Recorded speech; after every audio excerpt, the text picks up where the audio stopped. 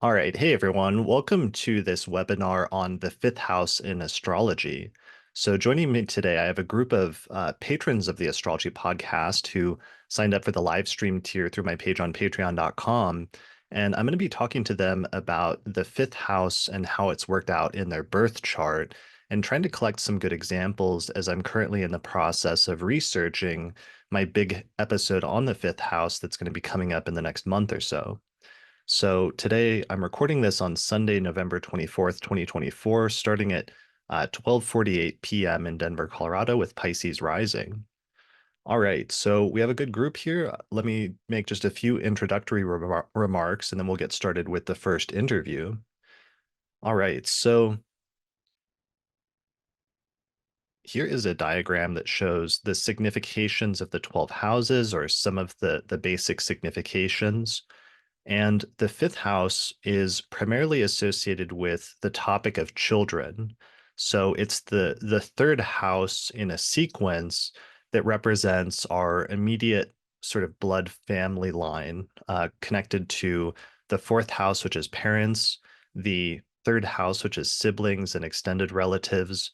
And then we go to the fifth house, which represents the continuation of the family line, basically, because it's the house or the sign that follows after the fourth house, which represents our parents, our home, our family, and our ancestry. So the fifth house is sort of like a continuation of that, essentially.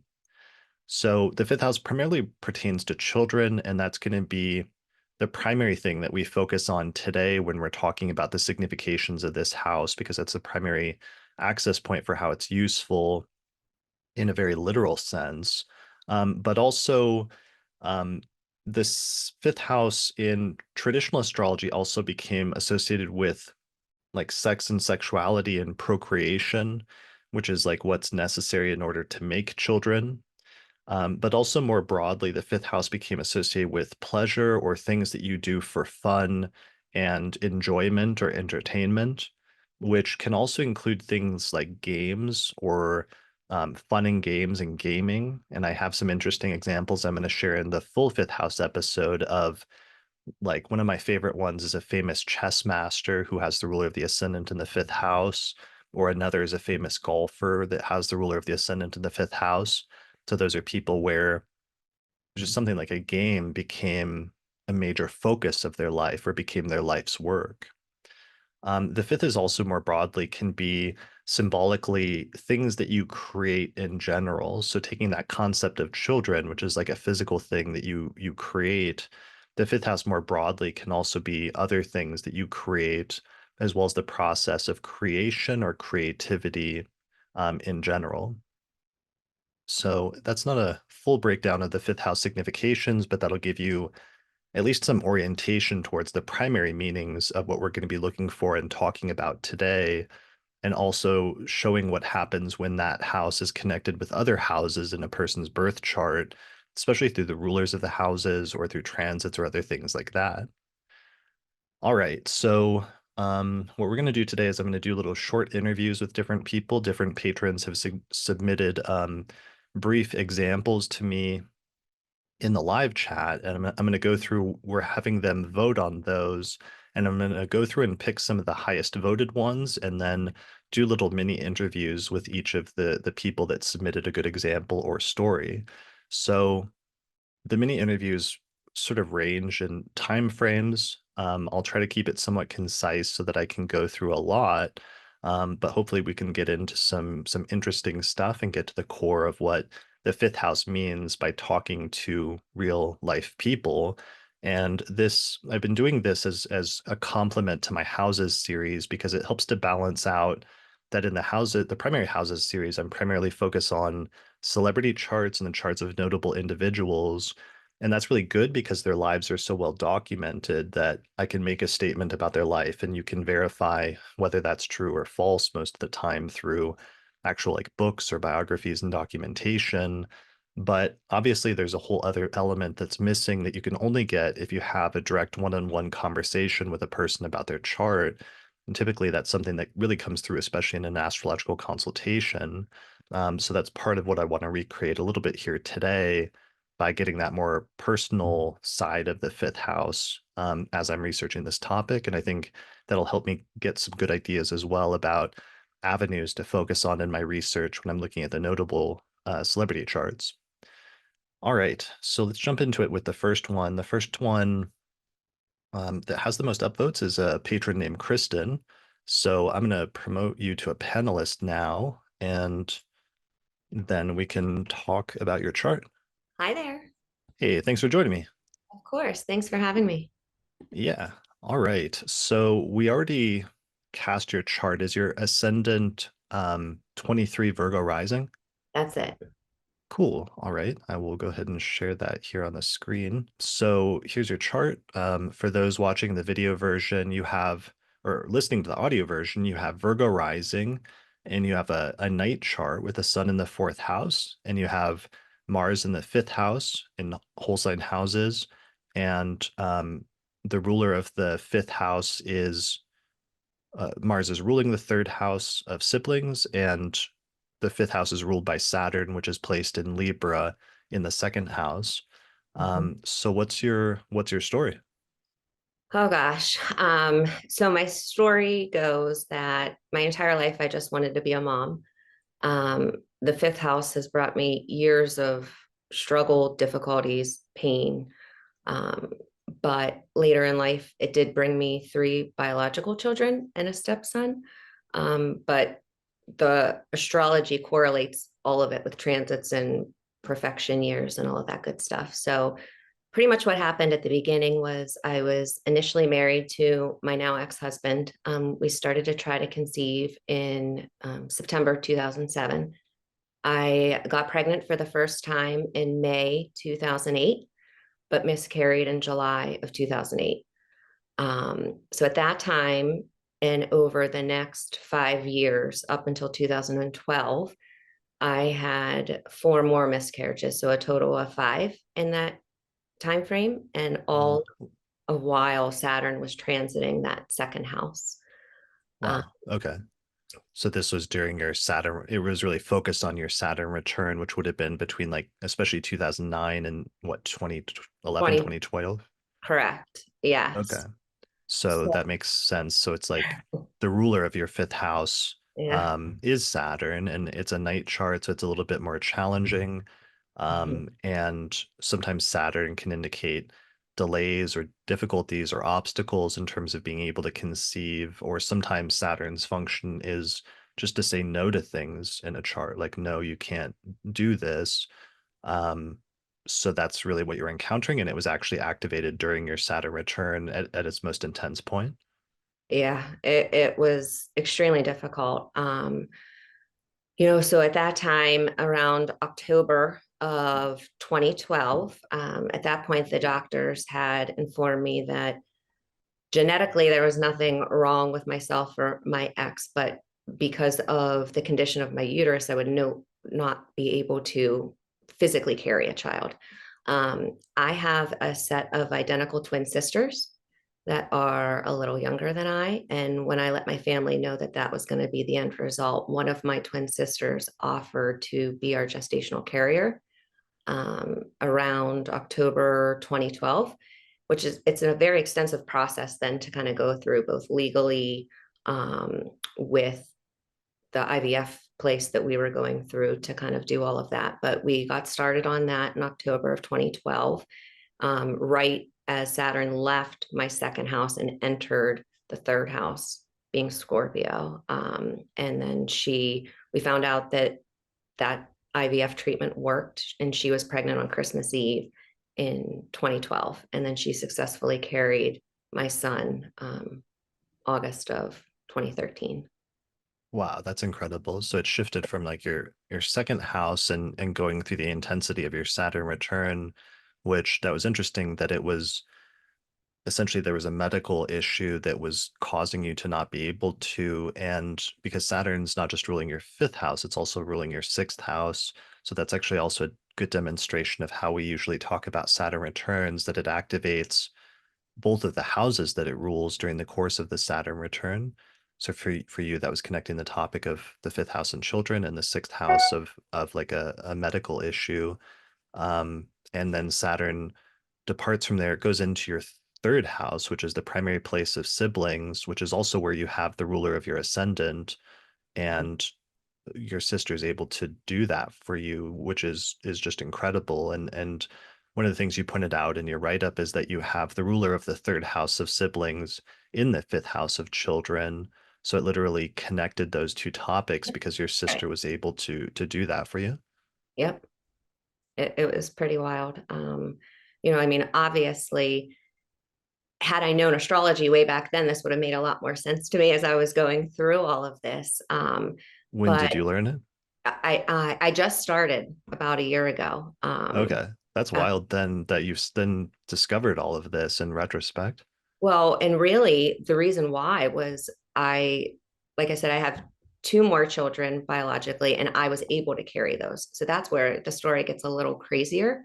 Wow. Um, so the following year, I wanted, right after my sister had had my son for us, I desperately wanted another child.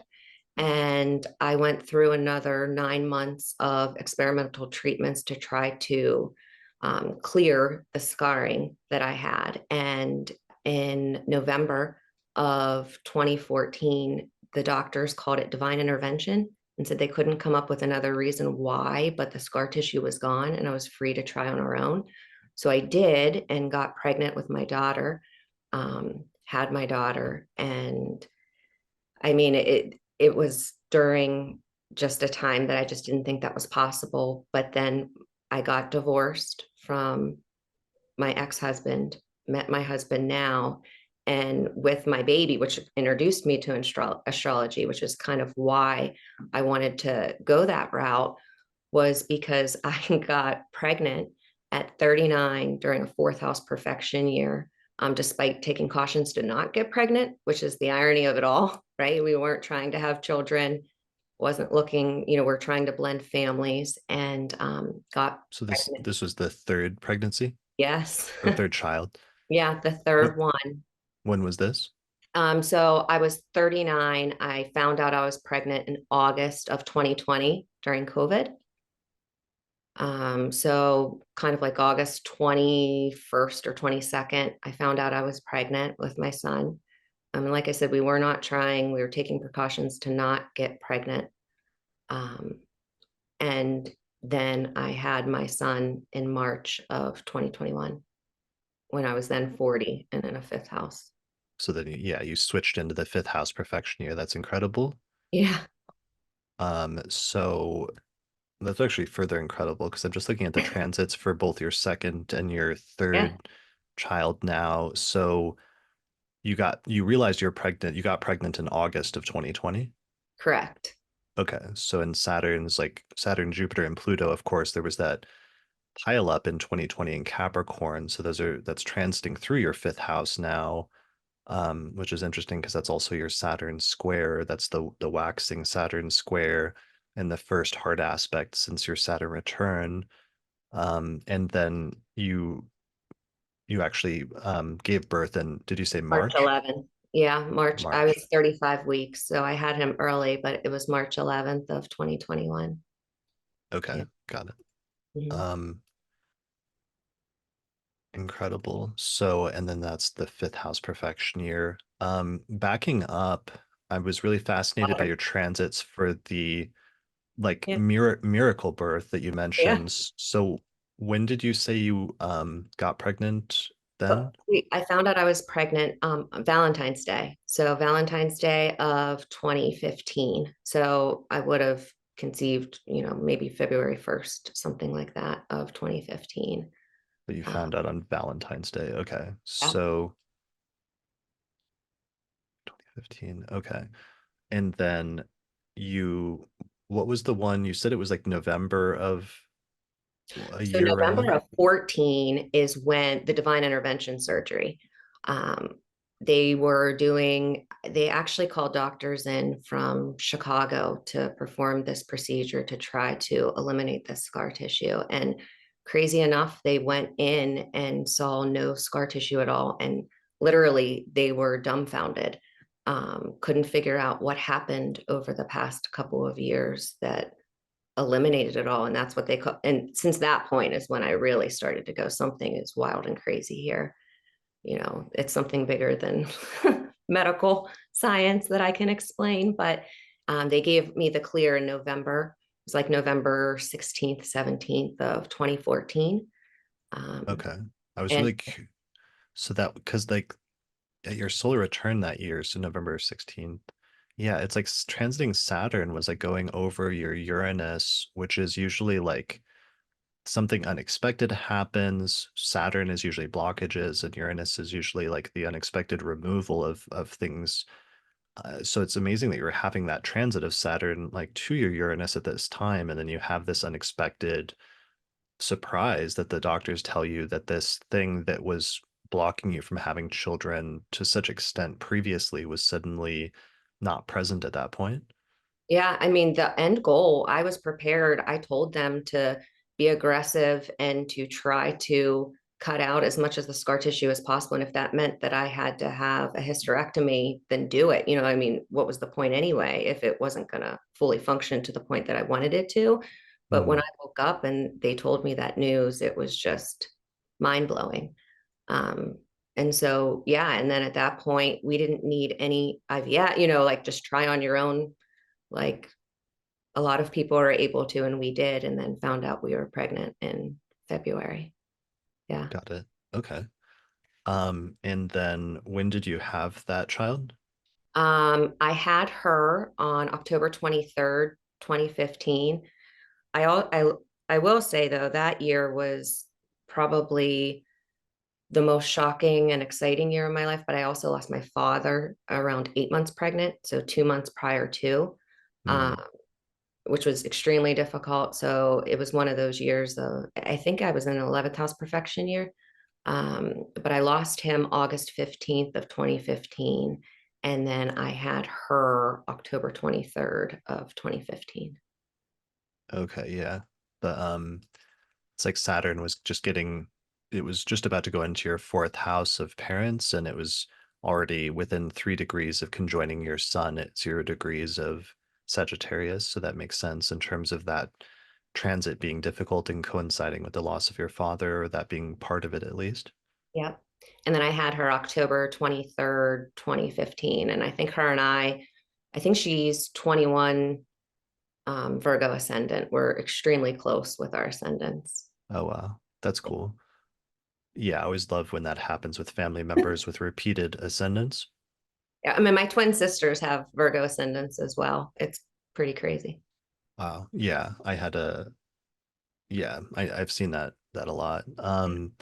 So going back to that, because actually that's actually a point that I'm curious about with just your natal chart in general, you have the ruler of the ascendant in the third house. So, sometimes when that happens, there's like something about the person's life where the topic of siblings is more important to them than other people or has a greater role sometimes in determining things about their life direction. What was you said you have two sisters. What was your relationship with them and that sister in particular like before this? Very close. We're only about 15 months apart. So all girls just growing up, we were a pretty close-knit family. I mean, of course, having sisters that young or that close in age can cause issues kind of in your teen years, but growing up, we're super close. And, I will say that when I being the oldest, I got married first, was trying to have kids first. They saw my difficulties. They both got married and they both had children of their own. And actually the sister that carried my son got accidentally pregnant while I was going through my struggles, which at that time was pretty upsetting to me, Hmm. that she was not trying, she was not married. Not that there's anything wrong with that. It just, that was going to be the first grandchild out of any of us as I was kind of struggling going through what I was going through. So that was really hard to kind of go through. But at that point, I kind of took it as I'll be the best aunt that I could be, and maybe eventually a mom. But looking back, she then had another child immediately after, and that completed her family.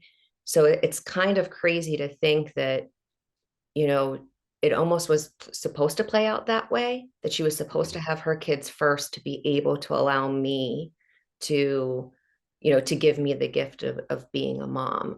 Because if she wouldn't have had those kids at the time she had them, she wouldn't have been able to offer that. So much so, I was so incredibly grateful.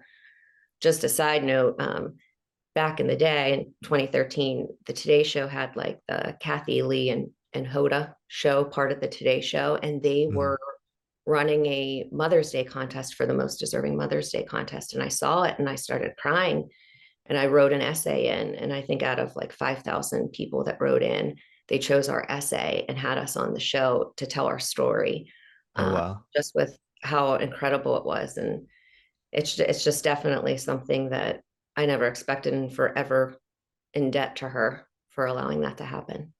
Do you remember what day that was that you appeared on the show? It was May, so it was May of 2015. So they have like a little clip you can see online of it. But yeah, they actually flew out to Pittsburgh. We were there. They had like crews there videotaping us, kind of like a behind the scenes. And then they paid for us to fly to New York to be on the actual show. And there was two contestants that were there, and then we won a cruise to, like, my sister, to go away. But yeah, we were on that part of the Today Show. Got it. That's incredible. Yeah. Um, wow. So just like looking at your transits there, it looks like the North Node was like transiting over your Saturn at that time, which is kind of interesting. So that the eclipses were taking place there. Um, so I mean, I guess it's hard to measure this relative to outside of one's family, but I guess you would say you have a relatively close relationship with your siblings. I do. I Okay. do feel like, the two of them, and I have an accurate birth time for the one. The other is a couple minutes before, but not recorded down. They were by C-section. But, I will say that the two of them kind of more butt heads a little bit more, and I'm kind of the moderator one, so I'll have one call complaining about the other twin. I'll have to talk the other twin off the ledge, so they have more disagreements than I. And it's always been, I think, in my entire family, between both my sisters and my mom and my dad, I'm kind of the one that they call, or the leader, or the one that they kind of trust with things. But I'll say we're extremely tight now. I don't live in Pittsburgh anymore. I live a little bit further away, about 3 hours away from them. But we're extremely close. It doesn't matter. We don't talk all the time, but it's one of those things where I've always had their back. They've always had mine. We don't get in arguments or anything like that. If we lived closer, I think it would be a much stronger relationship. But it's like when we get together, we haven't left. Nice. That's incredible. All right. And then when was your third child born again? He was March 11th, 2021. Oh, 2021. Okay. So March. He's not quite 4. Got it. I'm really interested that like this entire saga and chapter of your life has kind of been bookended by Pluto's transit through Capricorn and through your fifth house, which is now just recently come to an end with Pluto departing this month, just a few days ago, from Capricorn and moving into Aquarius after starting that transit way back in like 2008, 2009. Um, did you say that that was roughly when you were starting to try to conceive but running into issues? Yep. So we got, my first husband and I got married in September 2007. We tried for 6 months or so to get pregnant and couldn't, until I finally, at that point, I saw an infertility doctor, and they had diagnosed me then with endometriosis as well. I mean, which is way more common than the Asherman syndrome that I had. But Mm. the first pregnancy was May of 2008. So yeah, ever since then, it's been a wild, crazy ride as it pertains to my fifth house. Yeah, it's like, and we can see that right here. It's like September of 2007. Pluto's at 26 degrees of Sagittarius, and it's just coming off of a square with your ascendant descendant axis, and the nodes are actually in your ascendant descendant axis at the time. So that means you were having eclipses in your first and seventh house. So the marriage makes sense. Uh, Now, right? right, in Then I retrospect. wish. Yeah. But so Pluto though was direct and it's heading right for your fifth house at that point, which it finally goes into by what is it, January, February of 2008. We see that first ingress of Pluto into Capricorn, with Venus and Jupiter going in at the same time. But then, as a result of that, it just hovers around that degree, around the first couple of degrees of Capricorn, and then it stations by March, April. And when it stations, it's stationing exactly conjunct your natal Mars in Capricorn in the fifth house. So it's really emphasizing that placement, but that was when you had that first instance of having a miscarriage, right? Yeah.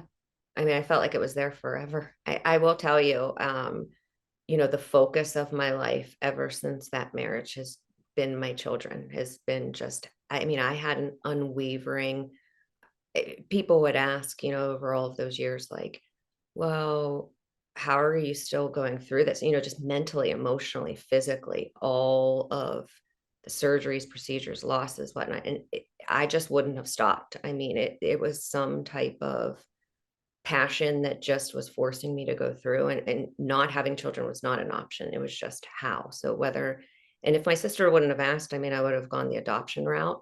I just did not foresee, after my oldest son being born via my sister, I did not foresee the rest of that story untelling in the fashion that it did. Right. Yeah, that's incredible. I mean, yeah, that's such a crazy transformation. And to go through the worst part of that and the toughest part right at the beginning of that Pluto transit through your fifth house, so that you're dealing with literal themes of life and death, of attempting to conceive, but also having to deal with the pain of not, and then of yeah, like that's just a very vivid example of like a Pluto conjunct Mars transit in the fifth house that starts the transit, but then it begins this entire decade and a half long process of just like change and transformation and intense ups and downs, as it's going through your fifth house, that completely transformed your life from the beginning of that transit to where you are today at the very end of that transit. So that ultimately, while you experienced many hardships and difficulties during the course of that, um, there was also some very incredibly positive things that came out of it as well. So it wasn't necessarily all bad, even if you did have to go through the first part of that. 100%. And that's what, that's kind of the mantra with it. I'd do it all over again, even without knowing the outcome. And at this point, like, that's what even makes me think, my daughter, we called her the miracle baby, just unbelievable that that could happen. But really, then even to have that happen again with my son, and honestly, I mean, we were trying to prevent that from happening. And to be 39 and to not be trying, which the irony was just so there. I mean, trying for so many years to have that happen and then trying to not, and it happened, just made you think that there's just something bigger out there that's, if it's meant to be, it's meant to be. I mean, who am I to say? But he definitely has completed our family. It's the best thing that's happened. And so yeah, we're a crazy chaotic crew over here, going from All right. super quiet house to being extremely busy. Yeah. Yeah, that's amazing. How incredible. Okay, one last Yeah. thing before we wrap up. What were the dates again of the birth of each of your three children? I just want to quickly check the Yeah. transits to see if there's anything else I overlooked. So what was the first birth? August 26th, 2013. And he was at like 8:48 p.m. Okay, so that's what I was thinking, because that's what I was curious about is so the north node is at 10 degrees of Scorpio. I have this right, August 26, 2013. Yep. That's my son. Mhm. Okay, so your son's born you're through My your sister. sister through the surrogacy, and the North Node is at 10 degrees of Scorpio. It's exactly conjunct your Mercury at 10 degrees of Scorpio in the third house. And that's just incredible because that also means that eclipses were taking place for like that entire year in your third house. There would have been a number of Scorpio eclipses that both preceded that, like the preceding one would have been here probably around like April. There would have been a lunar eclipse in the sign of Scorpio of 2013. And then yeah, even subsequent to that, there would have been a solar eclipse just a few months later in Scorpio as well. So that was something I was curious about and just interested in because I've been tracking eclipses so much. And I love then that basically in that year in which you had that important connection with your sister, um, that eclipses were taking place there. And then that was also part of what was helping to activate that connection between the ruler of your third house being in your fifth house. Mhm. Yeah. So that might be illustrative for people in the future in terms of if they have an important placement or if they see an eclipse coming up in a certain house, that it can be relevant to the topic of that house, but also the topic of the ruler, wherever, whatever house the ruler of that house is located in. Okay, so what was the second birth date? My daughter, she is October 23rd, 2015. Okay, right. So this was the one just after your father had passed away when Saturn's transiting through your fourth house and over your sun. So Pluto at this point is like halfway through Capricorn. It's at 13 degrees. And this is the one where you turned 40, right? No, that's the No, next this one. is earlier. Okay. How old were you here? 34. So I was in 34. 11th house perfection year because I would, yeah, I was 34 because the next month I turned 35. Got it. Got it. Okay. So Saturn transiting, Pluto's in the fifth.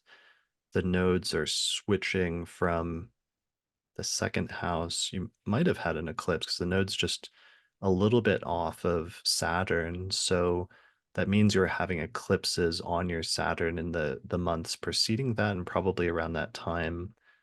Let me check. So It was at like 4:18 a.m. the birth time was Mhm. okay. Um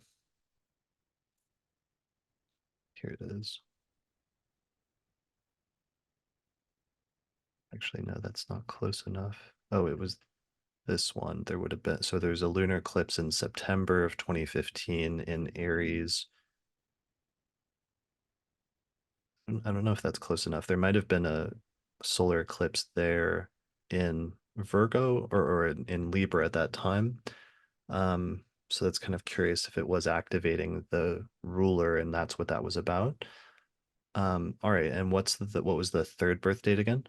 March 11th, 2021.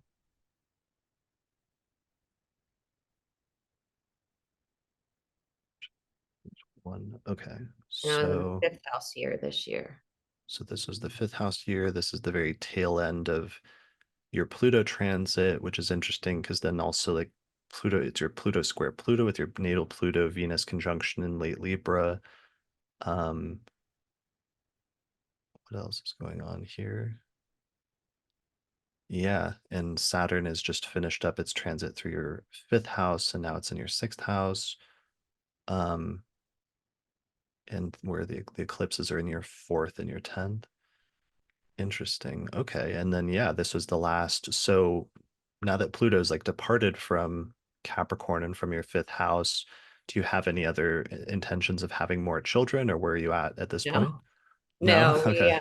we made that permanent with my husband. So we ensured that no more children while we are blessed. We definitely have our hands full. So I think that chapter of our lives is officially closed. Excellent. Well, that then is a really nice bookend then, and I think can show that, like we said earlier, like the difficulties of Pluto transits, but also that they're not all negative, and sometimes those powerfully transformative experiences can be for a reason or can lead you into something that has a greater purpose and can be positive and constructive in the end. And I can't think of a better example of that than what you just showed us here. Thank you. Thanks. Yeah. Thanks for allowing me. Um, yeah, thanks so much for sharing this. This is an amazing example for so many different reasons. It's amazing that you've just been learning astrology for a year, but you saw all of this and pieced all of this together because your chart just is such a good example of so many of those different things. Yeah, thanks. I mean, it really sparked my interest in it going, there has to be something out. And I found your podcast. I'm taking the course now, so it's definitely mind blowing what it can show you and just the impact they can have on you. So thanks for everything that you do. Awesome. Thank you. Well, send me that. I'll find that clip later, or send me that clip because I'd love to Yeah, see I that. will. Because that would be cool to see. Maybe we can splice it in or something in post. Yeah, Yeah, but otherwise, thanks for sharing your story. I appreciate it. of course. Thanks, Chris. All right, bye. Bye. That was a good example. I think everyone, right? Yeah, Cheyenne says astrology is so insane. Guile says thanks for sharing. Yeah, everybody was super stoked by that example. I am also blown away. All right, that's going to be really hard to top. So that's what's funny is somebody, does anybody have anything up there comparable to that? Like, that's okay if you don't. Um, but let's see what we've got, or let's see what the next one was that was voted on. Kathryn, if you're here, I'd like to talk to you about yours. Hello. Hello. Hey, thanks for joining me. Thanks for having me. What's your birth data? Oh yeah, so June 12th, 1980, 12:31 a.m., Buffalo, New York. All right. Is your ascendant 24 Aquarius? That sounds about right. I know it's Aquarius. I don't know the degree. All right. So here's your chart. For those listening to the audio version, you said June 12th, 1980, right? Correct. Yeah. Correct. Okay. So for those listening to the audio version, we're looking at a chart that has Aquarius rising, and there's a stellium of 3 planets in the fifth house, which includes the moon, the sun, and Venus in Gemini. And that degree of the IC is also there in at 11 degrees of Gemini. The ruler Mhm. of the ascendant is Saturn in Virgo in the eighth. And this is a night chart. So, yeah, what's your story, or what's the short synopsis version first? Oh, yeah. So I do want to preface that I am new to astrology, so I may require a little bit of prompting, but basically, in a nutshell, the story is I well, I guess I could start with I've been an artist, my whole life. I've gone to school for various forms of art. And right after I finished my MFA, I started my own business. But it really kind of kicked into gear. I'll just say in January of 2022, I was working in a school and still also running my business on the side. But I had this really kind of shocking experience. It was January 7th of 2022, and I abruptly left that job and I sued the employer. It was a sexual harassment situation. But What kind that of what kicked kind me of school into is it? starting, it was a high school, it was a charter Okay, school. got it. Okay. Um, and I was actually the visual and performing arts like director, so I was like creating like the whole program for visual art. um Okay. but in any case, after that thing happened, I decided to really go full force into my business, and so I created a program called the Creative Youth Collective, and I work with kids between the ages of 10 to 18 on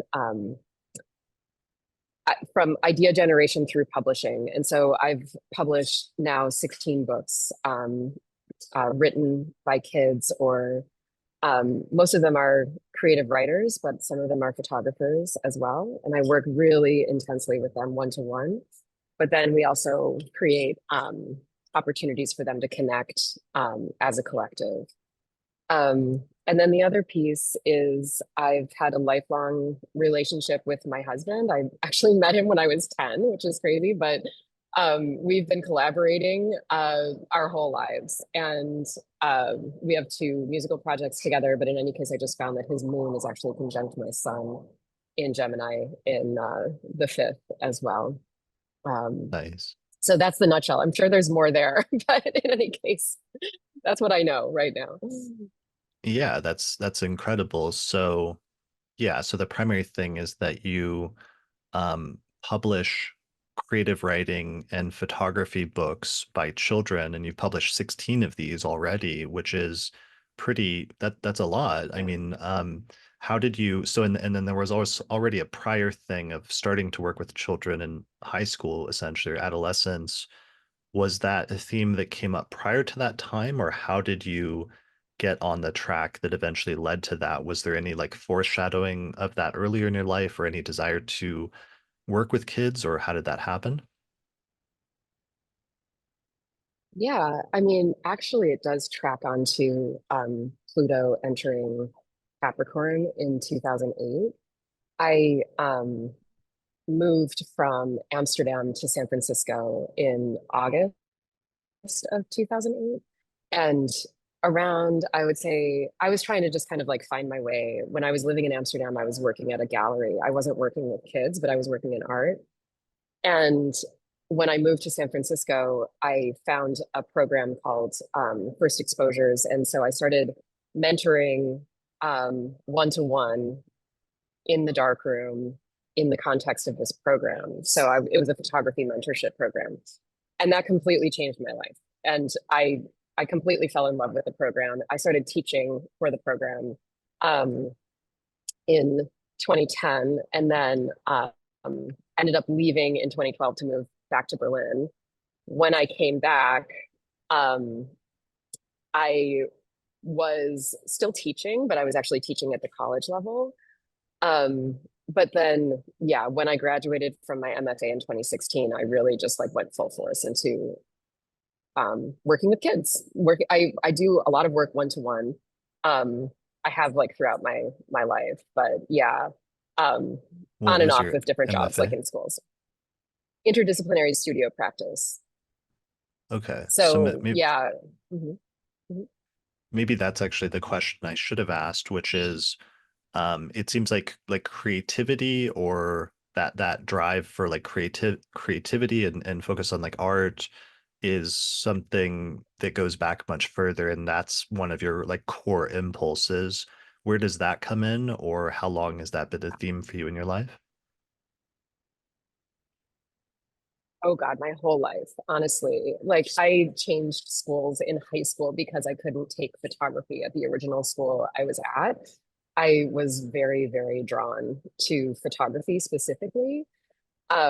So in my junior year of high school, I like, I was like living in the dark room. And then actually in that same year was when I I started dating my husband in my junior year of high school. And he was actually really he was really the person that really encouraged me to keep going and pursue it. And so I did a BFA in photography starting in 1998, finished in 2002, and the two of us got married like 2 weeks later. So Oh wow. Okay. 1998, yeah. 2002. Hmm. Um, let me pull up your transits, because that actually just made me think of some interesting ones. What happened in 1998 again? I entered my undergraduate program in fine art in photography. Got it. Okay. And then you finished in 2002 and also got married in 2002. Yeah, exactly. Okay, Yeah, so I that keeps finished like I think I graduated the 12th of May and we got married on the 25th. 12th of May. Okay. Um, there we go. May. Um, there keeps being this overlap, and it's because you have your one of your signatures is that you have the ruler of the seventh house of relationships. You have Leo is on the seventh house. So that's your the sector of your chart that relates to relationships and marriage, and the planet that rules that house and it represents it in your chart is the sun, which is actually placed in Gemini in the fifth house. So like the broadest Mhm. thing we could say is that there should be some connection between the topic of relationships and the topics of either like children or creativity in your life. And so it's interesting that he was both he was one of the people that encouraged you, or the one who encouraged you to pursue your creative passion, which is what you ended up doing. But then also that there ended up being this overlap in continuity between when you completed that line of schooling, but also when you got married, basically at the same time. Yeah. Yeah, so that's really cool. And it looks like there was a Mhm. big pileup of planets, of a stellium of planets that was going through your fifth house at that time, both when you completed your initial degree, but also when you got married at that time, also simultaneously. Yeah. Yeah. I never really put that together before, like the kind of correlation between me completing that degree and us getting married, but definitely um, very connected. And also, I think the interesting thing is that my work with children has always been one to one, for the most Mm, part. Like every piece that has really resonated with me in my work with kids and in creativity and art has been on that one to one level, which is, I think, it probably has something to do with that seventh house placement. totally. That's excellent. I'm really glad that you pointed that out because that does make a lot of sense. Yeah. Because I've seen this in a few other houses that when the ruler is tied in with the seventh house, I can't think of the examples right now from the fourth and third house episodes, but that there was this component of working direct one-on-one with other people. So that's actually really incredible that you bring that up, or that manifests that way in your chart, but in this instance, in working with children. Yeah, absolutely.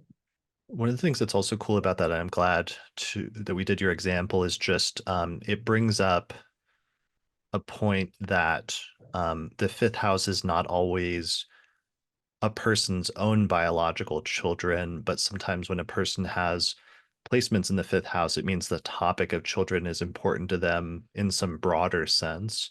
And it can just be like working with younger people, for example, which is how it's manifested for you.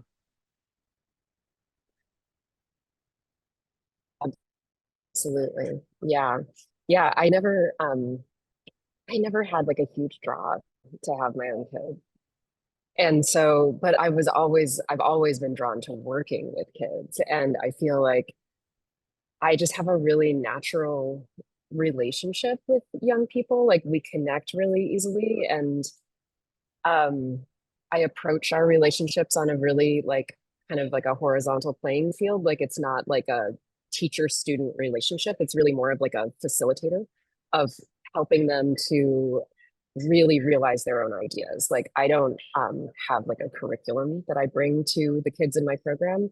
They bring their ideas and I help them bring them to life and then publish. Publishing is like a really big part of it because that helps. It really like gives weight, literally and figuratively, to their ideas when they have that physical book. It's really important. Okay, that's incredible. So it's like part of what you're doing is you're helping them to unlock, or to at least put out their own creative impulses into the world, and to like make that achieve like a permanent physical form in some sense by like producing an actual book that then is there as a representation of what their own creative impulse is. Yeah, I've some people have described it as like creative midwifery. So Mm, it's like helping them like really like kind of like bring their ideas into the world. I love that. That's brilliant. What else? I mean, that might be in and of itself tied in with like having the ruler of the ascendant in the eighth house, because the eighth house, one of the things it's about is like other people's finances, but also other people's things. And to some extent, like you're working with other people in this context. Interestingly, the house is ruled by the same planet. The Mercury rules both the fifth house of children and the second house of other people's stuff. And yeah, and that's part of your focus here, is you're helping other people with their stuff, or to bring their stuff into creation, which also I'm sure with some of the kids, it's like that book then sells, even if it's like a modest amount of of copies, then it also generates like a little bit of income or something to some extent. Yeah, and that's actually, I'm glad you brought that up because that's an important part of the program. So when they do sell their books, I help them donate their royalties to causes that they care about. So it's about the connection between their creative practice and the changes that they want to see in the world. So it's really about youth activism through the creative process. So yeah, and then some of them do choose to keep their own royalties, which is completely fine, but most of them do actually end up donating their royalties to causes they care about. Nice. That's incredible. Okay, so that brings in the eighth house component. That makes sense. And then is your partner tied in with this work to an extent at this point, or was it just his encouragement of you to follow that path that was the tie-in early on?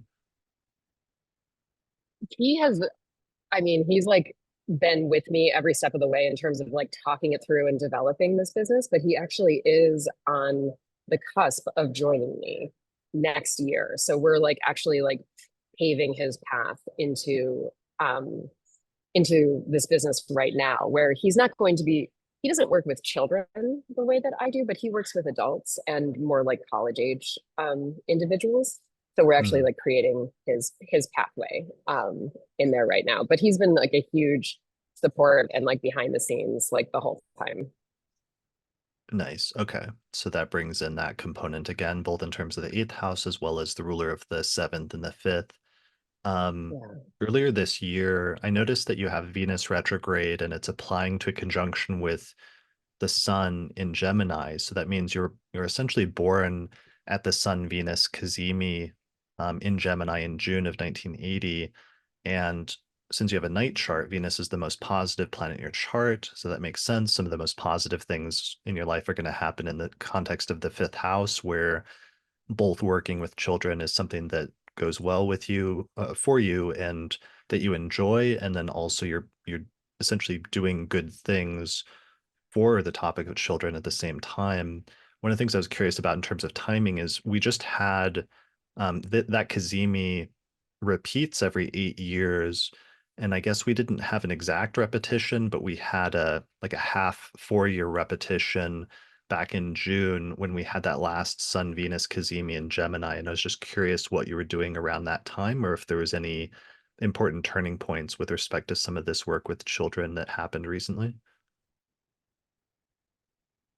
In June of this year. Yeah, I think it was like June of this year. Let me animate the chart and just get Okay.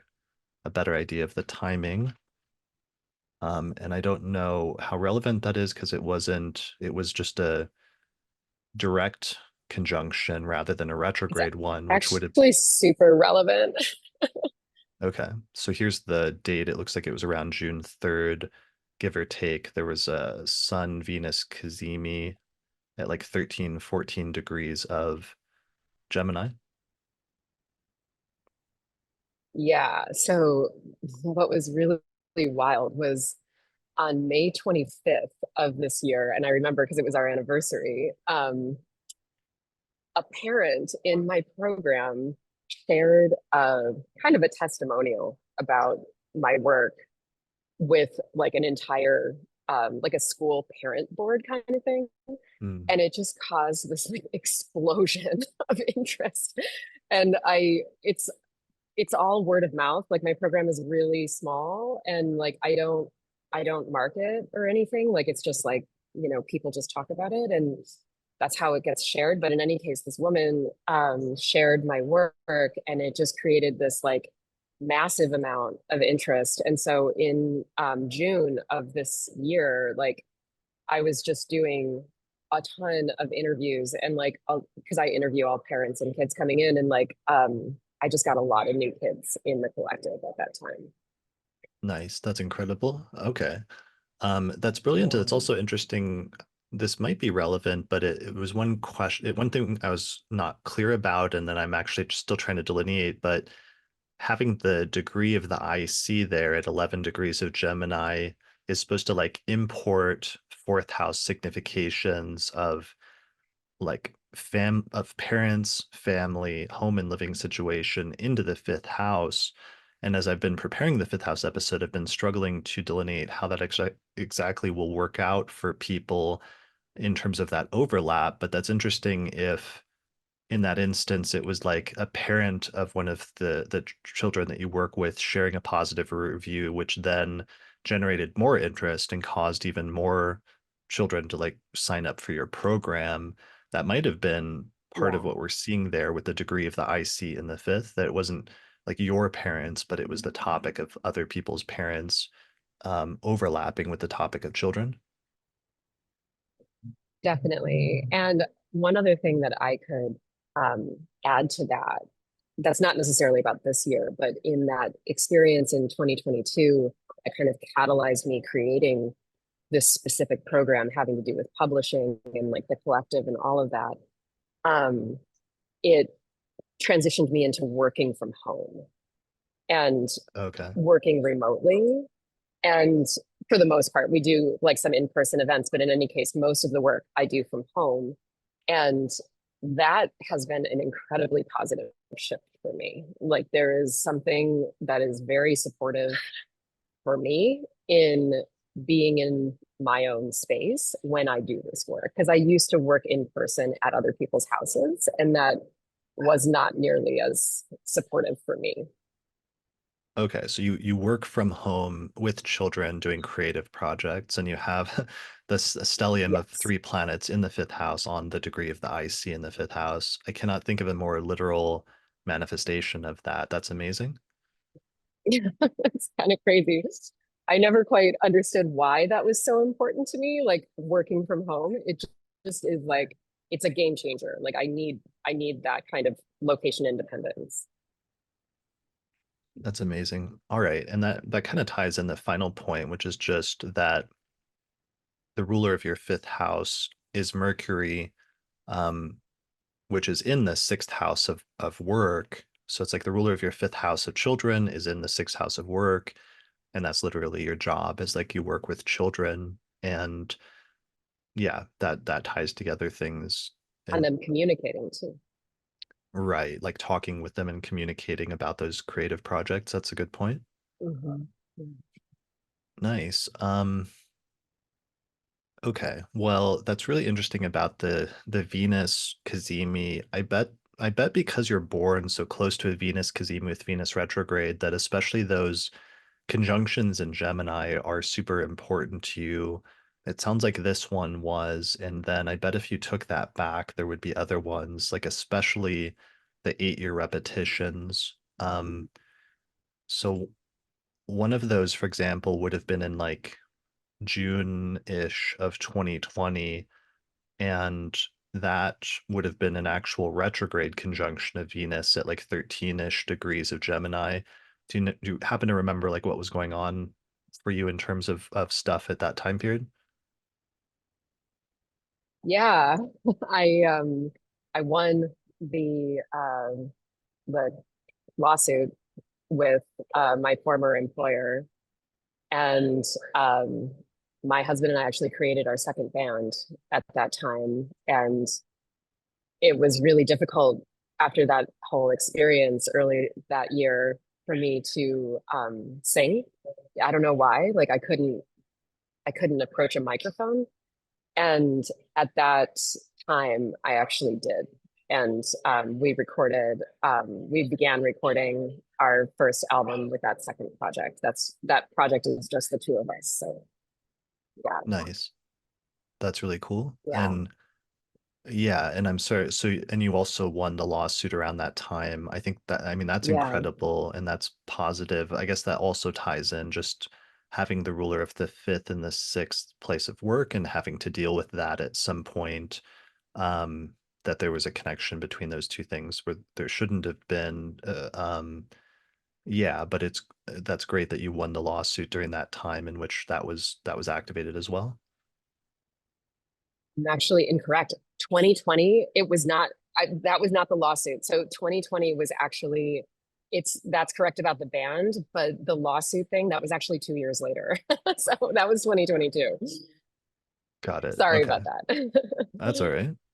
So that was just the band and like, yeah, connecting with Yeah, your husband and having the overlap yeah, between the ruler of the seventh house of relationships and the fifth house of creativity and in this instance, music. yeah. And I started learning synth. I started learning a whole new instrument and, drum programming. It was like a whole new language for me. So, Got it. Before that, there would have been one other, if we took it back in an 8-year increment, if this is again, if you're responding to like the Venus retrograde conjunction rather than the direct ones, but another one would have been around June of 2012, if you happen to remember what was going on then. yeah, June of 2012, we were preparing to move back to Europe. So the two of us spent most of our 20s living in Europe. And in June of 2012, I think we had just found out that Joshua, um, he won a grant to do his dissertation research in Berlin. So we were preparing to move to Berlin, and we moved in September of 2012. Wow. Okay. So you ended up moving partially as a result of your partner essentially during that time? It was a result, yeah, of his work, because he had the kind of he had an acceptance at a university there, and so he had a paid position, and so I went with him, and I actually started developing a program for youth there as well. Got it. Okay. Yeah, that was something we were seeing a lot in the fourth house episode when the ruler of the fourth was in the seventh or the ruler of the seventh was in the fourth, that the native would often move as a result of their partner or their partner's work. And so that must just be what we're seeing here because the IC is there in the fifth for you. So you have the ruler of the seventh essentially like conjunct the IC, and Yeah. you we're seeing like a similar thing there at that activation of moving as a result of the partner. Yeah. Um, okay, let me ask about one more repetition. So if we take it back 8 years further, so that takes us back to June 2004, where we have another Venus retrograde conjunct the sun. And I was just curious if you happen to know what was going on in your life around June of 2004. Yeah, we were preparing to move to Europe. Okay. Actually, it's kind of funny because in June of 2004, I was offered a fellowship in Germany. And so that was yeah, that was when I began. We moved to Bremen, and it wasn't Berlin this time, it was Bremen.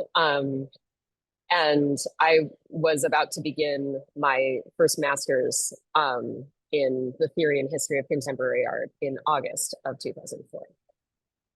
Incredible. Okay. So yeah, that's incredible. So both of those you ended up moving. So that's a pretty core repetition for you. Um, Yeah. when do we get the next one of those? In like 3.5 to 4 years from now, I guess. Um, yeah, so you could probably take that like all the way back in your life and keep studying those, and it would probably show interesting things, both Yeah. the retrograde ones that happen every 8 years, and then there's an intermediate conjunction that happens every 4 years. But just because you were born at that Sun Venus conjunction and because it's the most positive planet in your chart, it seems like an important recurrence transit for you. So it would be one to just like pay attention to in the future. And so we just did the one in 2024, and then the next one will be in 4 years in 2028, and that'll be a retrograde conjunction. Mhm. So that'll actually be a really big one. That should be an important one for you. And it looks like Uranus and Mercury will be transiting through there at the same time. So it'll be really interesting. Oh, right, of course. Like Uranus is about to go into your fifth house this year in July. So you're getting ready to start like a 7-year transit of Uranus through your fifth house, which should be bringing some innovation and change and acceleration to some of the stuff that you're doing in terms of your fifth house up to this point. So in some instances that can really supercharge things and make things start moving a lot faster. Other times it can just bring changes in terms of doing things a little bit differently than you had up to that point. But it'll be really interesting to see how that goes and like what some of those new changes bring. Definitely, definitely. We have had, my husband and I have had about a 10-year hiatus from releasing our work. And so we actually have our next release date is it's a double LP that'll come out May 2nd of 2025. And so July, it's like, yeah, a lot of those changes are going to be like kind of like really in full swing at that point. Awesome. Cool. That's exciting. Um, Yeah. Thank you for sharing that. This is such a great example, and it was a great combination of like a number of different things, but it's cool to see somebody, yeah, following their path and having that be so aligned with the chart indication so that the topic of children comes up, but in a way where you're working with children and that becomes, part of your life's work. So thanks for sharing that with us and yeah, thanks for doing that work. It sounds really important and really cool. Thank you so much. Thank you for your time and thank you for your work. I'm learning so much from you, so I really appreciate it. Good. Thank you. Okay, so it looks like the next most upvoted one is Stephanie. Are you still here? Do you want to share your example, Stephanie? Hello. Hey, all right. What's your birth data? It is November 27th, 1978 at 6:37 p.m. in Fairbanks, Alaska. All right. Is your ascendant 3 Leo? It is. Perfect. All right. Let me share your chart. So for those listening to the audio version, we're looking at a chart with Leo rising, and there's a stellium of 4 planets in Sagittarius in the 5th whole sign house, which includes the Sun, Neptune, Mars, and Mercury. And the ruler of the 5th house is Jupiter, which is in Leo in the 1st house, and there's a mutual reception between the ruler of the 1st and the ruler of the 5th. So we would expect the topic of children to be a major topic for you since the ruler of your ascendant is located there, and also because there's such a close, strong connection between the rulers of the 5th and the 1st house. So how has that played out for you? Yeah, pretty dramatically in a lot of ways. I had my first child very young. It was an unexpected pregnancy. I was 22, well, I was 21 when he was conceived, and I was living a sort of reckless lifestyle. I had just moved to Portland, Oregon, and I was a bartender, and I was spending every night at the bars, and I had a couple of lovers that were just friends with benefits and a roommate, and it was all a lot of fun until I got pregnant. And I guess I'm getting a little ahead of myself. But there was these two men, and I broke up with one of them because I felt this societal pressure that I shouldn't be involved with more than one person. I was grappling with polyamory versus monogamy, even though I didn't have that word back then.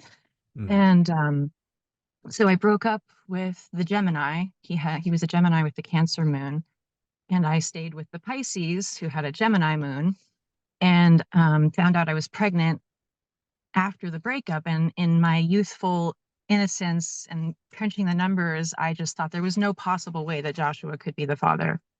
And I chose Jeff, the Pisces, because I felt he was more stable, and I wanted to build a future. I wanted to have this baby, and um, I knew I wanted to have children my whole life because even though I was living a lifestyle that wasn't preparing for that stability, I knew that that's what I really wanted, and I was seeking connection and I was seeking love. And I feel like becoming pregnant was the thing that snapped me out of my self-destructive behavior of escapism through alcohol. And I cleaned up and I really committed to motherhood and embracing that. And even though it was scary because we didn't have money and we had a lot of financial challenges, and he was 10 years older than me and struggled with addiction to gambling. And so it was really complicated, but we had him. My son was born July 13th, 2001.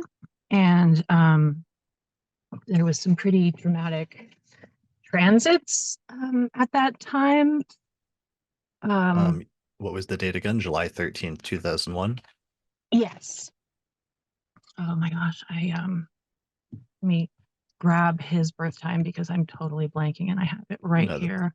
that's okay. We'll just stick with the Okay. dates for this Oh, the purpose. dates are fine. Okay, great. So basically when he was 13 months old, there was a mysterious, tragic incident where Jeff was out at the bar after band practice. He was a drummer, and he had an interaction with my former lover, Josh, who was the real father. And we didn't know this at the time. And I should have known because of, like, my son was born with bright red hair, and his father has bright red hair. And the man that I thought was his father didn't look anything like him. But in my self-delusion, I'm very good at telling myself the narrative I want to hear because I can't cope with the choices I made that might have been wrong, or and other people gaslighted me in my youth about my paternity. I didn't find out who my real father was until I was 15, when my mother told me, because her quote was, "Well, Stephanie, you said you wanted to be an actor and you thought your life was so pleasant, and all these actors have really tragic stories, and you don't have any drama to draw upon. So here's a dramatic thing. There's actually this big skeleton in our family closet that your father's not actually your biological father." And so that really derailed a lot of things when I was 15. Okay, which is 15 is the planetary period of Mars. That's when Mars is activated, and Mars is the ruler of your fourth house, your fourth whole sign house of parents, of father, and it's actually placed in Sagittarius in the fifth house, and it's conjunct Neptune. So some of the stuff you're describing is like Neptune stuff in terms of like a lack of clarity or mystery or other sometimes deceptiveness surrounding Yes. fifth house topics. And it's interesting that's connected there with the ruler of your fourth. I can see when your first child was born, it looks like Mars was retrograde in your fifth house and conjoining Pluto, and they were the closest aspects where that they were kind of like on top of that Neptune at 17 degrees of Sagittarius. So it's interesting that there was like a little bit of mystery surrounding that, or surrounding his father, like who the correct father was. And then we can also see that because you have Leo rising, that transiting Uranus was going through your seventh house at the time, and also transiting Neptune was still pretty close to your descendant at the time.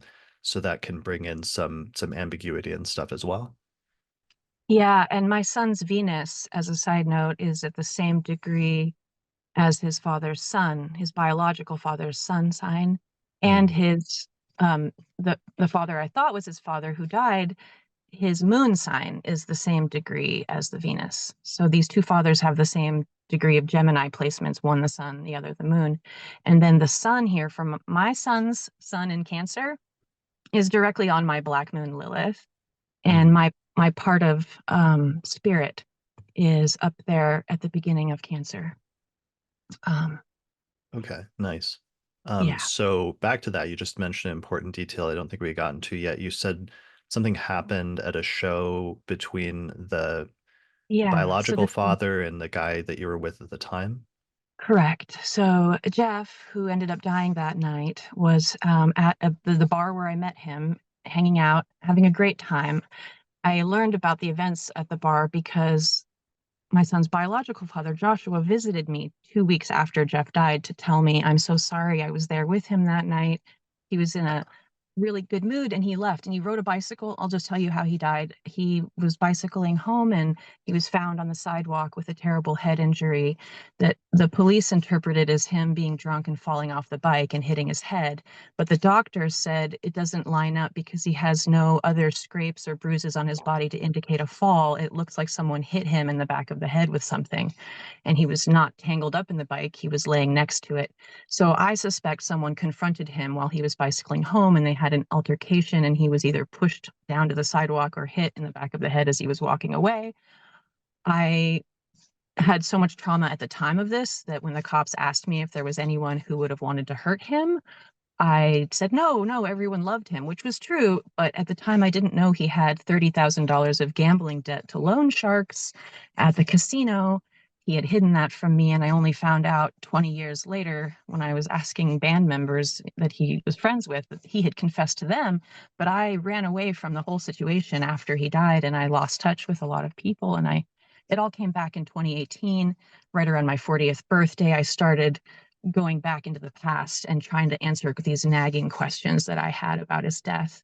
And that's when I realized it wasn't an accident. And I had this revelation that it was an assault because that's what the doctors had said. And I had blocked it out of my mind. And I contacted Jeff's aunt, who was there when we were with the doctors. And she said, yes, Stephanie, you were so traumatized, and Jeff's mother, that you both wanted so desperately to believe it was an accident. You couldn't fathom that someone would have done this violence. And so we just let you believe that because it was uncertain and we didn't 100% know, but there was a disagreement between the doctors and the police, and ultimately the police declared it an accident. But his aunt and she confirmed that, like, other people in the family accepted that it was probably an assault. And the other third person involved in this weird love situation, the person I think perpetrated this crime, was a friend who was gambling with Jeff a lot, who was in love with me secretly and had felt jilted and had been friends just to be near me. And after Jeff died, about 6 months later, he visited me, and I hadn't seen him since the death. And he confessed to me that he'd been secretly in love and he actually didn't like Jeff at all. And he was only pretending to be his friend to be near me. And it was all very much like out of a movie. And I feel like what he was actually doing was confessing that he may have been the one without actually saying it, because it was all very tearful and dark, this conversation. Yeah, And that's really intense. yeah, Let's keep it to just like yeah. instead of So instead of names. Sorry, I was just going to say sorry. instead of names because I don't want Yes. to get into any like legal issues Hmm. with just like Yeah. uh, Yeah. I'll be your careful. biological father, person I was dating, etc. All So right. you have like one of the things I was looking at is just the ruler of your seventh is Saturn, and it's in the second house of money and finances, and then it's squaring Neptune. And I just wonder if that's symbolically relevant, just in terms of what you're talking about there. What Mhm. before we move on to the other fifth house Mhm. stuff, what was the date that he passed away? Like what time frame are we talking about? So he was found on August 9th, 2002 at about 4 a.m. And we suspect the injury happened at about 2:30 or 3 a.m. And according to the doctors, and so then he was on life support, and we turned off the life support, and he actually died on August 10th at 7:20 p.m. in Portland, Mm, Oregon. okay. So I'm really sorry to hear that. I'm sorry you thank dealt you. with that and you had that loss. And I will say that it's spiritually significant, the August 9th date, because he had a spiritual connection to Jerry Garcia, and that was the anniversary of Jerry Garcia's death. And at the time, it gave me a sort of sense of peace that there was some part of him that was ready to go. And when we wanted to donate his organs, and they said that he was actually in poor health, and he was only 33, but his organs were used so much that they couldn't take them. And so he was in pain that he wasn't telling anyone about. And in retrospect, it felt like I could find some peace in that. And now, even farther in the future, I can see that if that hadn't happened, my other three children wouldn't have been born, because I wouldn't have left and everything would have been different. And so I've been able to find some peace in that angle of it all. Yeah, that makes sense. Sometimes certain chapters of our life close, and that opens up and makes room so that other chapters can be born, sometimes literally in that instance. So I mean that is interesting. You had I see just that Pluto was at 14 degrees. It was like retrograde at 14 degrees of Sagittarius, and it was squaring your Saturn like really closely, which is the ruler of your seventh house of relationships. And so there Mhm. was a loss at that time, and a really traumatic, in this instance, violent sort of loss at that time. And what was the previous date again that you said of when your first child was born? It is July 13th, 2001. Okay, so I just a year earlier. Yeah, Um, 13 months. I was Mhm. just curious about that because I can see that the nodes at this point now have moved into the middle of Sagittarius. So that means you're having eclipses there in your fifth and 11th houses. So Mhm. basically, in the first year of becoming a mother and starting to raise a child, you started having eclipses in your fifth house. But then you're getting this Pluto transit at the same time that's conjoining your Neptune and squaring your Saturn. And there's both the tragic loss of your Mhm. former partner and your biological the biological father of your Mhm. child, but then also this ambiguity there with Neptune. So that's Yes, pretty and I will intense. also say about the nodes, because I was an avid journaler, I have the date that I met both of these men, the man who died and the biological father, and that was December 30th, 1999. And the moment that I was hanging out with them both, and I remember that night we were having so much fun playing billiards. And it was like 1:11 a.m. I remember. Um, thinking that like, "Ah, I really want to like hang out with these guys more because they're both really awesome." And so I looked at that, and the nodes are directly on my ascendant. Like the north node is exactly on my ascendant. Oh wow. Yeah. Mm. So Yeah. and the south node's on your descendant. Mhm. And his Yeah. right, Jeff, the one who died, sorry, his rising sign was Aquarius. I have his birth data too. Okay. Yeah. So that Mhm. means that there were eclipses taking place in your first house and your seventh house of relationships when you Mhm. basically started those major relationships or interactions, as well as there would have been eclipses then if he had Aquarius rising in his first and seventh house as well, which is something that you see, which is sometimes why it's so notable when two people have opposite rising signs, because it means when eclipses start happening in the first and seventh houses of one of the people, it's also happening in the other. Um, so what happened after that point? So you said you actually have multiple children, and this was your Mhm. first child? Yes. And so about almost a year afterwards, after he died, I went home to Fairbanks and ran into an old friend that I had known through high school and I'd always had a crush on, but nothing had ever happened. And we hit it off. I ended up moving to Colorado with him the summer of 2000, and it was like fall of 2003. I got there in August, and he was going to college there, and we ended up um, having some emotional stuff go. He has a Gemini moon that's at the exact same degree as the man who died. So, and he's a Scorpio sun. This is my first husband. I ended up marrying him, and we had two children together. The first was conceived a bit by accident, but the second child we definitely planned on having, and they both have Scorpio Venus at the exact like very within 1 degree of my moon and Venus conjunction, a Virgo and a Sagittarius child. Um, and that marriage was okay, but I eventually left him in 2011. I was unhappy for a lot of reasons, and I ended up let me just say the primary reason was that so much emotional processing. As a Scorpio, I thought I wanted that, but his Gemini moon and rising, there was just so much, and I was overwhelmed, and it was too much. And so I ended up, after I left him, about 3 months after that, I was living with my mother and sharing custody of the kids. I met my now current husband at a wedding, and he was from Hawaii, and he was the best man at one of my high school friends' weddings. He had flown up here, and so we started dating in August of 2011. I had left my husband in April 2000 and met my husband in July. And he was long distance dating me until May of 2012 when he moved up here. And we ended up conceiving a child. We were trying to avoid pregnancy. I did not plan on having my fourth child. And we didn't have precautions on one day. So I know the one day that he was conceived, which was on my now husband's birthday. And it's so interesting to look at the transits of his birthday, which is January 26th. And so 2013, January 26th, was when my youngest was conceived, and he was born on October 29th, 2013.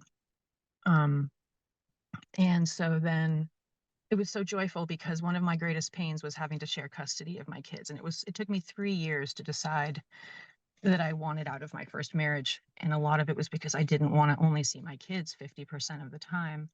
And so it was really painful. And having my fourth child healed a lot of that because I had a child again who was with me full time. And that brought me so much joy. I love being a mother. And yeah, I don't know how much I want to get into my current marriage because it's been tumultuous these past couple years. But Sure. the children have been the anchor in the rock that have really kept everything together. And you said the birth date of your fourth child was in October of 2013? Correct. Yeah. Okay. Yeah. w- what was what day in October again? 29th. Okay.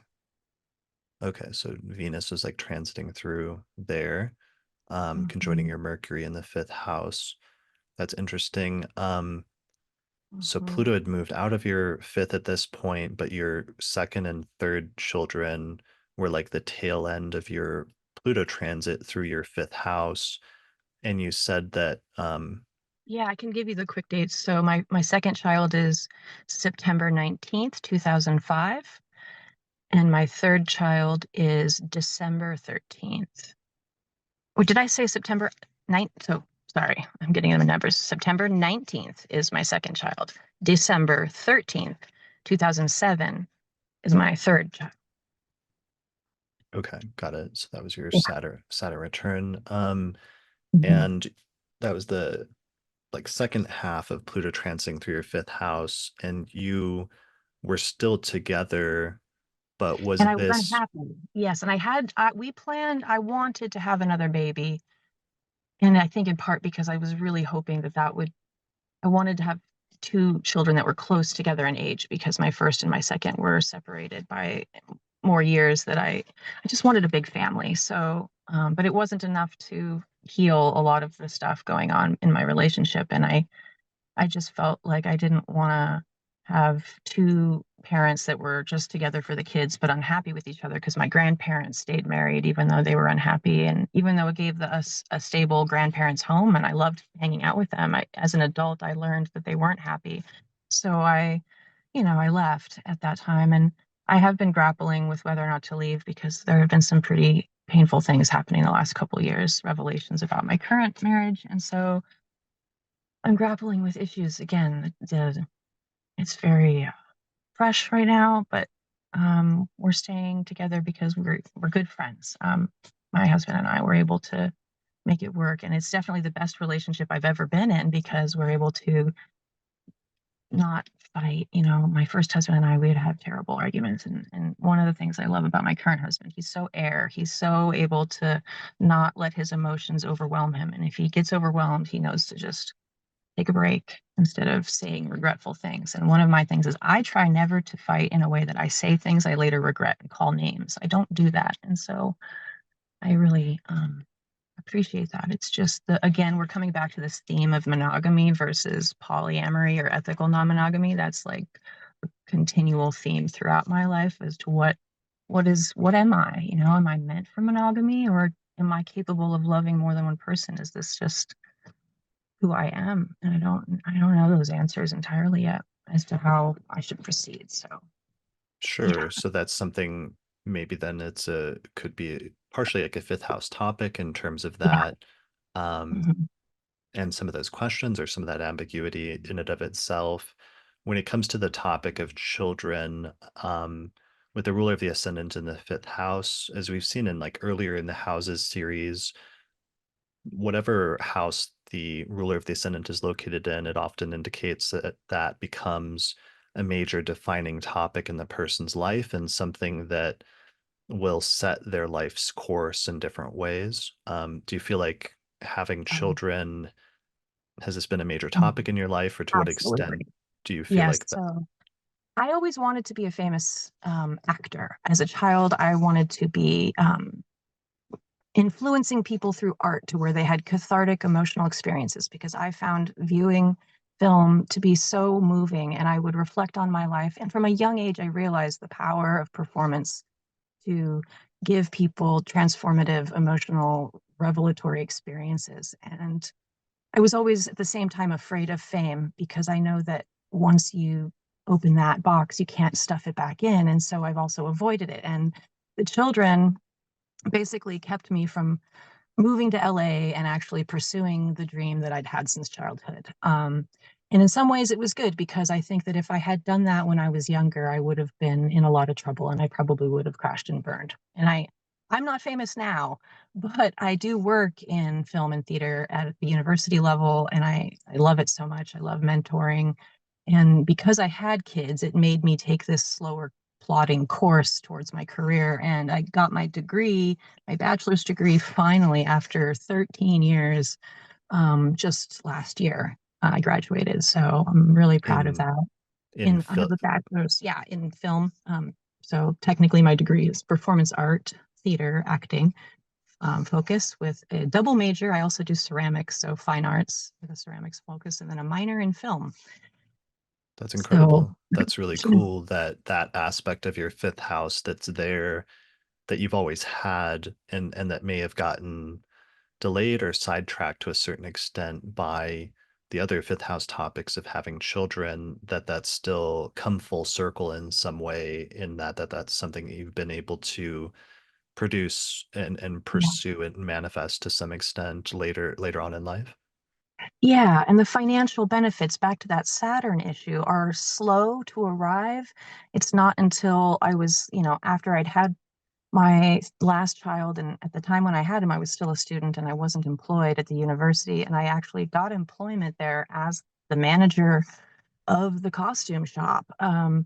And that was in 2018 that I got that job, and it changed everything. Now I have a level of financial security I've never experienced, with like retirement and health benefits for my husband. And um, it's in the arts, and I'm so relieved and happy that I chose to pursue a degree that I didn't think would make me money. It's acting. I mean, I just took it because I knew I needed to get a degree. Any kind of piece of paper would be better than nothing, and I thought my best chance of actually following through was if it was something I loved. And inadvertently, it ended up landing me this job because I've always been good at sewing. My grandmother taught me to sew, and I fell into it because the manager retired and I'd taken the costuming classes and they loved what I did. So I just sort of fell into it because I followed my passion. And even though I'm not acting, being around actors and being able to mentor in as much as I'm able has been really gratifying. And my children who get free college tuition because of my job. So Hmm. it's extremely a huge blessing that I have it. It's like the only job that it exists in Alaska like it. So Yeah, that's incredible. yeah, they led me here for sure. That's kind of interesting, just with the connection of so Sagittarius Jupiter rules your fifth house of children, but also your eighth house of other people's money is Pisces, ruled by Jupiter, and the degree of the midheaven is there, which is like your career, your work. And that's interesting that you said that like your children will get, a Mhm, ride to college or will get access to college as a result of you having that job, and the otherwise mhm, the financial benefits of that as a result of you and what you do. That's really cool. In addition to just getting your degree in that and having Aries on the ninth house of education, and the ruler is Mars in the fifth house of creativity. Um, mhm. yeah, Yeah, that's actually really I- cool. people Wh- always tell me they appreciate my boldness and willingness to be vulnerable in my art. So that, When like, when did you complete your degree? in May of 2023. May of 2023. Okay, here, let me share the transit chart. So it was like May Jupiter 8th, was I think I walked on May 8th, I think it was. May 8th. Okay, that's cool. So Jupiter was finishing up a transit through your ninth house of education, and it looks like you were having the nodes were going through your 10th house, so you were finishing up eclipses in your 10th house at that time. Um, Mm. in terms of career and in terms of manifesting that. Yeah, that's really cool. Well, I think that's a great example because it means that you've manifested both the fifth house topic of like literally having children, and children being a major focus or a major part of your life, but then also this other fifth house area of creativity and performance and art has come through very strongly as well, and in a very personal way, which helps to further clarify like the mutual reception between your fifth and your first, just in terms of how personally Mhm. important that is to you and how that's tied in with your identity and your personality in some way? I will also say that's significant. You just reminded me the year I left my first husband in April, I had just started my first semester back to college in January of 2011. So I was both ending my marriage and beginning my trek back through college to get my degree. I had taken 3 semesters directly out of high school. I graduated in 97 and it took 3 semesters and bombed out. But I went back in 2011 and it took me from 2011 until 2023 to actually complete it. And that's why I'm a double major. I just took so many credits, and having kids made me go really slow. Okay. I see Jupiter went into Aries in January of 2011, so that means you started that process in 2011 when Jupiter was transiting through your ninth house of education, and then one full Jupiter cycle later, when Jupiter came back to Aries and was finishing up its transit through there, you finished that cycle of education. So that's actually perfect, and that's really interesting, just because Jupiter is the planet that's so important for you, because Mhm. it's ruling that fifth house stellium, and also because it's right there on the degree of your ascendant in the first house. Yeah, So that's really cool. that's really cool. I hadn't thought about that one before. Yeah, Yeah, I've studied brilliant. astrology for a really long time. And ancient astrology is new to me. I basically just obsessively collected charts and looked at them, and I read a lot of cookbook descriptions of like placements, but it was very like free form, not super like consistent. But since the year 2000, I've been obsessively collecting charts. I have hundreds of them, and it's just such a fascinating topic. I want to try being a professional as like a side hustle one of these days, maybe soon. I'm just intimidated, and I know I shouldn't be, because you've given great advice about how so many astrologers need to just jump in because you learn a lot from giving readings. So I really appreciate you giving that advice, and I wanted to thank you for it. So yeah. Thank you. Yeah. Yeah, well, I learn a lot. Every chart you read, you see a unique combination of stuff like we have in your chart, but you see some ways in which it fits what you would expect of a placement, but also you learn a new way that that can manifest in terms of the specifics each time. And it's interesting, in your chart, you were born in Alaska, so you have the MC in the eighth house and the degree of the IC in the second whole sign house, which is very unique, and it's not something I see very often. Um, like I'm trying to think of Yeah. So questions related to in that, or how. Placidus, okay, I would just say in Placidus, which is what I've always looked at until about 2 years ago. I just started looking at whole signs. I have 7. All my Scorpio placements are in the 5th house in Hmm, Placidus. So I've always thought of the 5th house as being the most powerful house in my whole chart. hmm. Yeah, because Sagittarius is intercepted and so is Gemini. So I don't know. It's a lot. I really am fascinated with the predictive stuff that happens with the whole signs though. So I'm on board for that. It's awesome. Yeah, yeah, that's really cool. Yeah, well, I'll have to come back to that at some point and look at more charts like yours from Alaska, just to get a better sense of Yeah. what that can look like when the midheaven is falling in signs other than like the top Mhm. few, which is what we see most often, is the MC in like the ninth or 10th or 11th whole sign house. Yeah, so maybe we can talk about that more sometime. That'd be great. I would appreciate that. Thank you.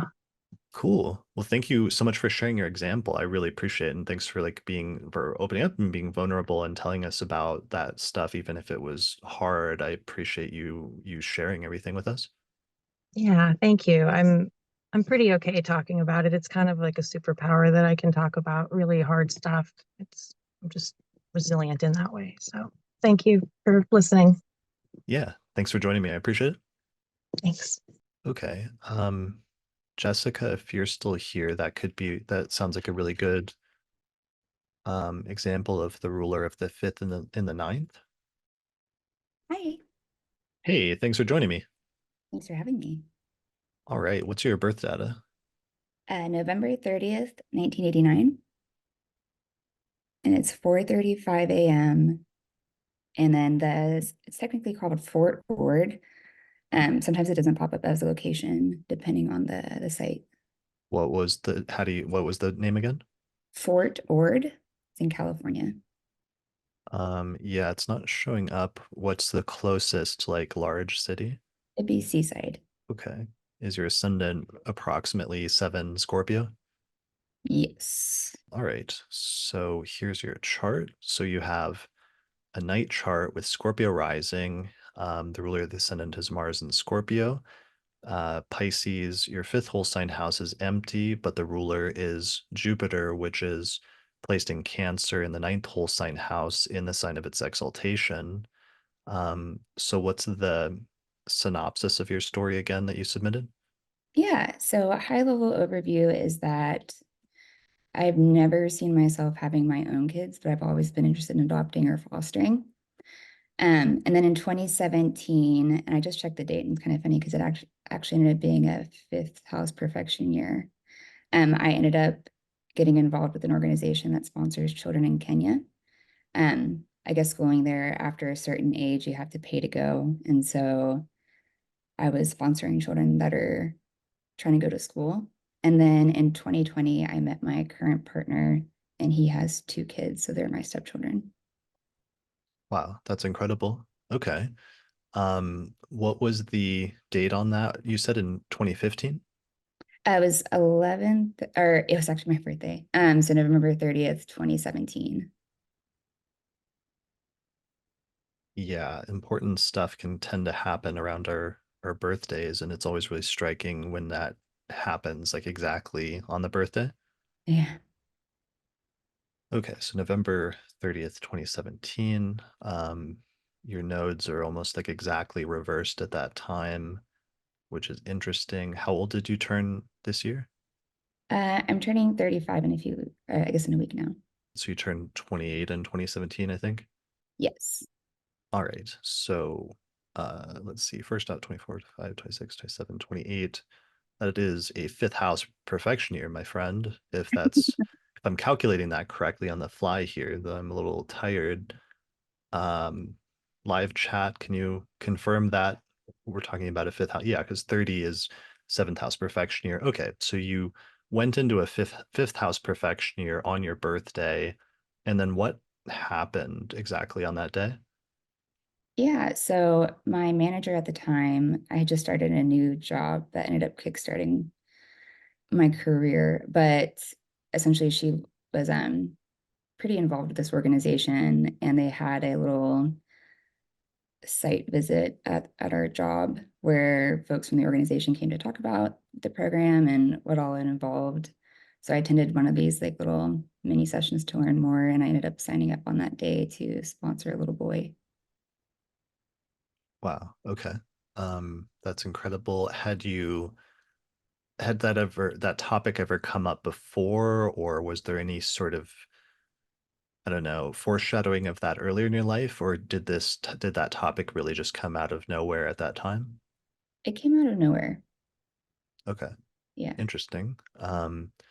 So that's really cool. So yeah, I mean, the basic placement, with the ruler of the fifth house of children and the ninth house of foreign places and foreign travel is like the most general thing that I would have said if I was trying to delineate that was just like there should be some connection. There may be some connection between the topic of children and travel or children and foreign countries in your life for some reason. And that ended up being a very specific manifestation of that in terms of sponsoring one child. And what did that involve, or how did that go? Yeah. So basically, we would be essentially pen pals. Like we'd send like letters back and forth. I'd get updates on his progress as he was going through school. And he actually just last year graduated. Um, and we do like Skype calls twice a year. There was opportunities to go to Kenya to visit, but I wasn't able to at the time.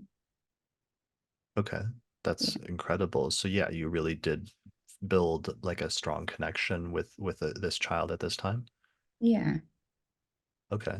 Um, Interesting. And so yeah, and that's also interesting in terms of it being manifestation of like Jupiter being in its exaltation. And I've been really fascinated with exaltation over the past year that I've been doing a lot of these chart examples of just like whatever the highest expression is of something, that you can possibly do, that's what will manifest from an exalted placement. And in a social context, we've seen some very literal examples of that representing like royalty or people who are in high social positions. But it's interesting in this instance that it's like you doing positive things for somebody else, or doing almost like a sort of charity work in some sense for somebody else in that context, and manifesting that as like the highest good or the highest manifestation of that placement. It feels very Cancerian. Um, Mm. and then what was also kind of interesting to me was the Capricorn moon. As I learned about astrology, I learned that it can be indicators of um, not having your own children, perhaps, just like that's a barren sign. So I've always Yeah. known that I didn't want children. I didn't want to have the experience of pregnancy, but I do have that like call to like help other people. So it's kind of interesting. Yeah. Yeah. Yeah. Saturn, especially Saturn, when connected with the fifth house, is often associated in like ancient astrological text with either not having children delayed and like later in life, or sometimes like Vedius Valens says the parents of other people's children, is one of the common delineations for Saturn especially. And so it's interesting that on the one hand, that entire Capricorn stellium, which includes Saturn at 12 degrees of Capricorn, is like opposing your Jupiter, the ruler of the fifth house. So in some way that was negating the topic, or making you not inclined to want to have your own children, at least not inclined to want to go through the process of pregnancy. Is that primarily what it was? Was it not wanting to go through pregnancy, or was it not wanting to have your own children, or what was the background leading up to that in terms of not wanting that up to that point in your life? Yeah. So we being my three brothers and I, had a pretty rough childhood. And I think coming out of that left me with feeling like I wouldn't want to have kids unless I could be certain that they would have the best life possible.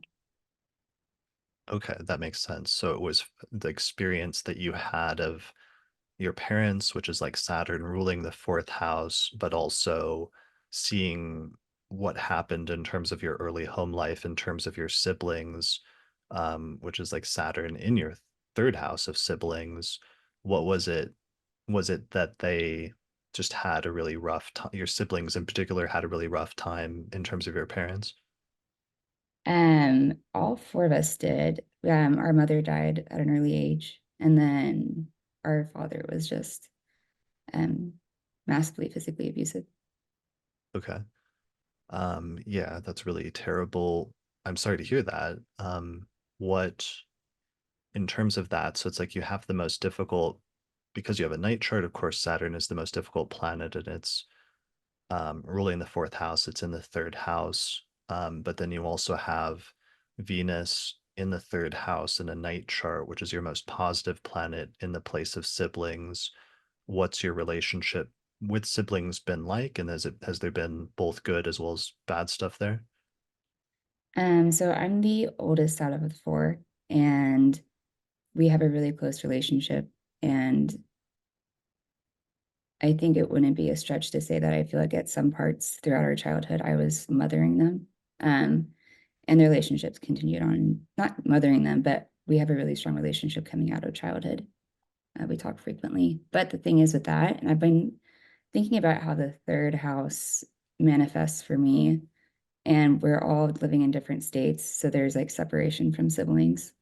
Mm, Um, and then because of the stuff that happened with our childhood, there were periods, I guess, of intermittent issues with schooling because we were being taken out of school, one school district to go to a different one at various points throughout childhood. okay. Wow, yeah, so that's all very literal manifestations of each of those. It's interesting that you played that nurturing role, or almost like a mothering role to them, having your moon there in the third house and having to like take care of and raise your siblings as being the oldest, as well as due to the loss of your mother there in her absence. Um, and then yeah, having some positive relationship with them in terms of Venus being placed there, but even as you've gotten older with Saturn there, they're now being a distance as a result of just not being in the same physical location. Exactly. Okay. Wow. So that's all interesting, and then that contributed to bring it back to things just to not wanting to have children yourself biologically. And that's the, I guess, the Saturn opposition or the opposition of all of the Capricorn stuff that you experienced growing up to like the ruler of the fifth house itself. But then with Jupiter still being in the sign of its exaltation, going into that fifth house perfection year, and suddenly having some aspect of the natal promise or the natal potential of your fifth house placement become awakened at that time, and ending up developing that connection with this child that you were helping in a foreign country, and that's really special. Yeah. Well, and then the second part of my story was my partner having two kids. So I'm a stepmother to them. Right. Okay. And when did that come about? May of 2020. Yeah, 2020. And that's when, is that when you got married, or that's when you started the relationship? That's when we started the relationship. Okay. So May of 2020. You just move the transits forward. Oh wow, okay. Do I have the transit? Yeah, you can see the transits. Mhm. So do you know the day in May or just sometime in May? Might have been the 8th. Okay.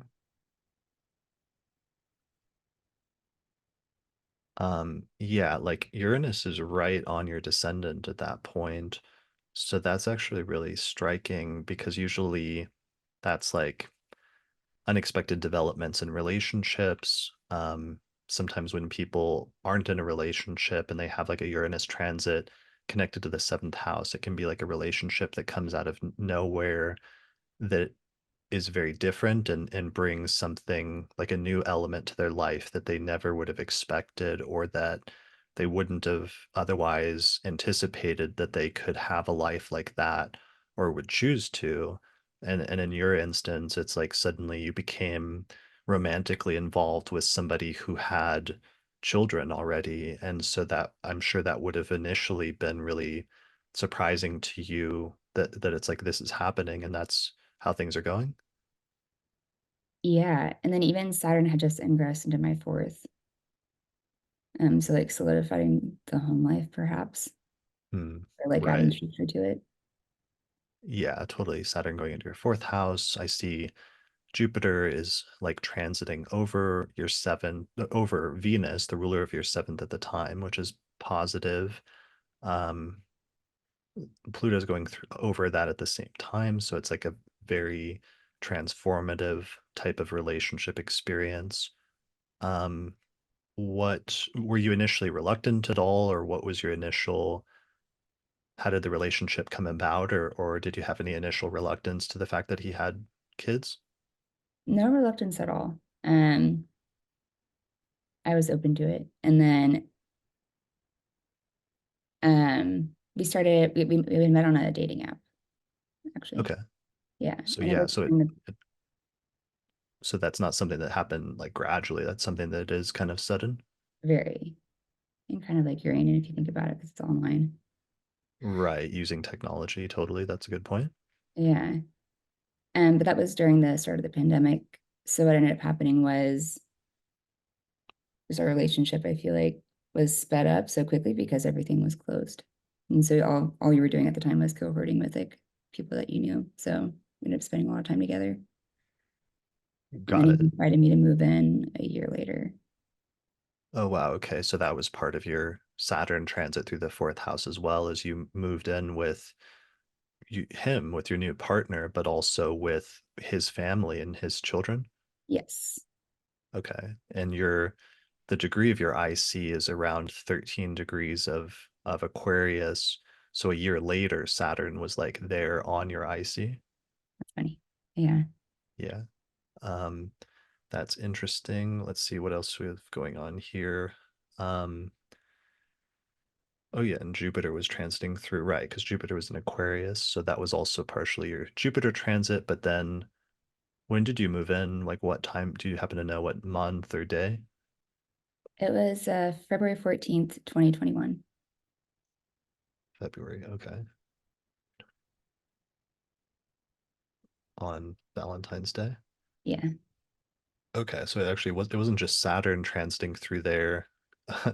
There was an entire stellium of like all of the planets in the sky lined up in Aquarius in your fourth house, and then you moved. Yeah. Um, and Um, actually, technically at that time, there was a Mercury retrograde at 13 degrees of Aquarius that was conjoining Jupiter at 13 degrees of Aquarius, and this is right on the degree of your IC at 13 Aquarius. And even Venus was there at the same time at 16 degrees of Aquarius. So you're just having this huge stellium and like pileup of planets going on in your fourth house. How long had you been living in your current situation up to that point that you moved out of? Been there for 2 years. But I think the thing that was significant to note was I had lived in apartments all of my life, and this was the first time going into like home. Wow. Okay. And had you lived with roommates or had you lived alone up to that point? I had roommates early on, like back in 2009.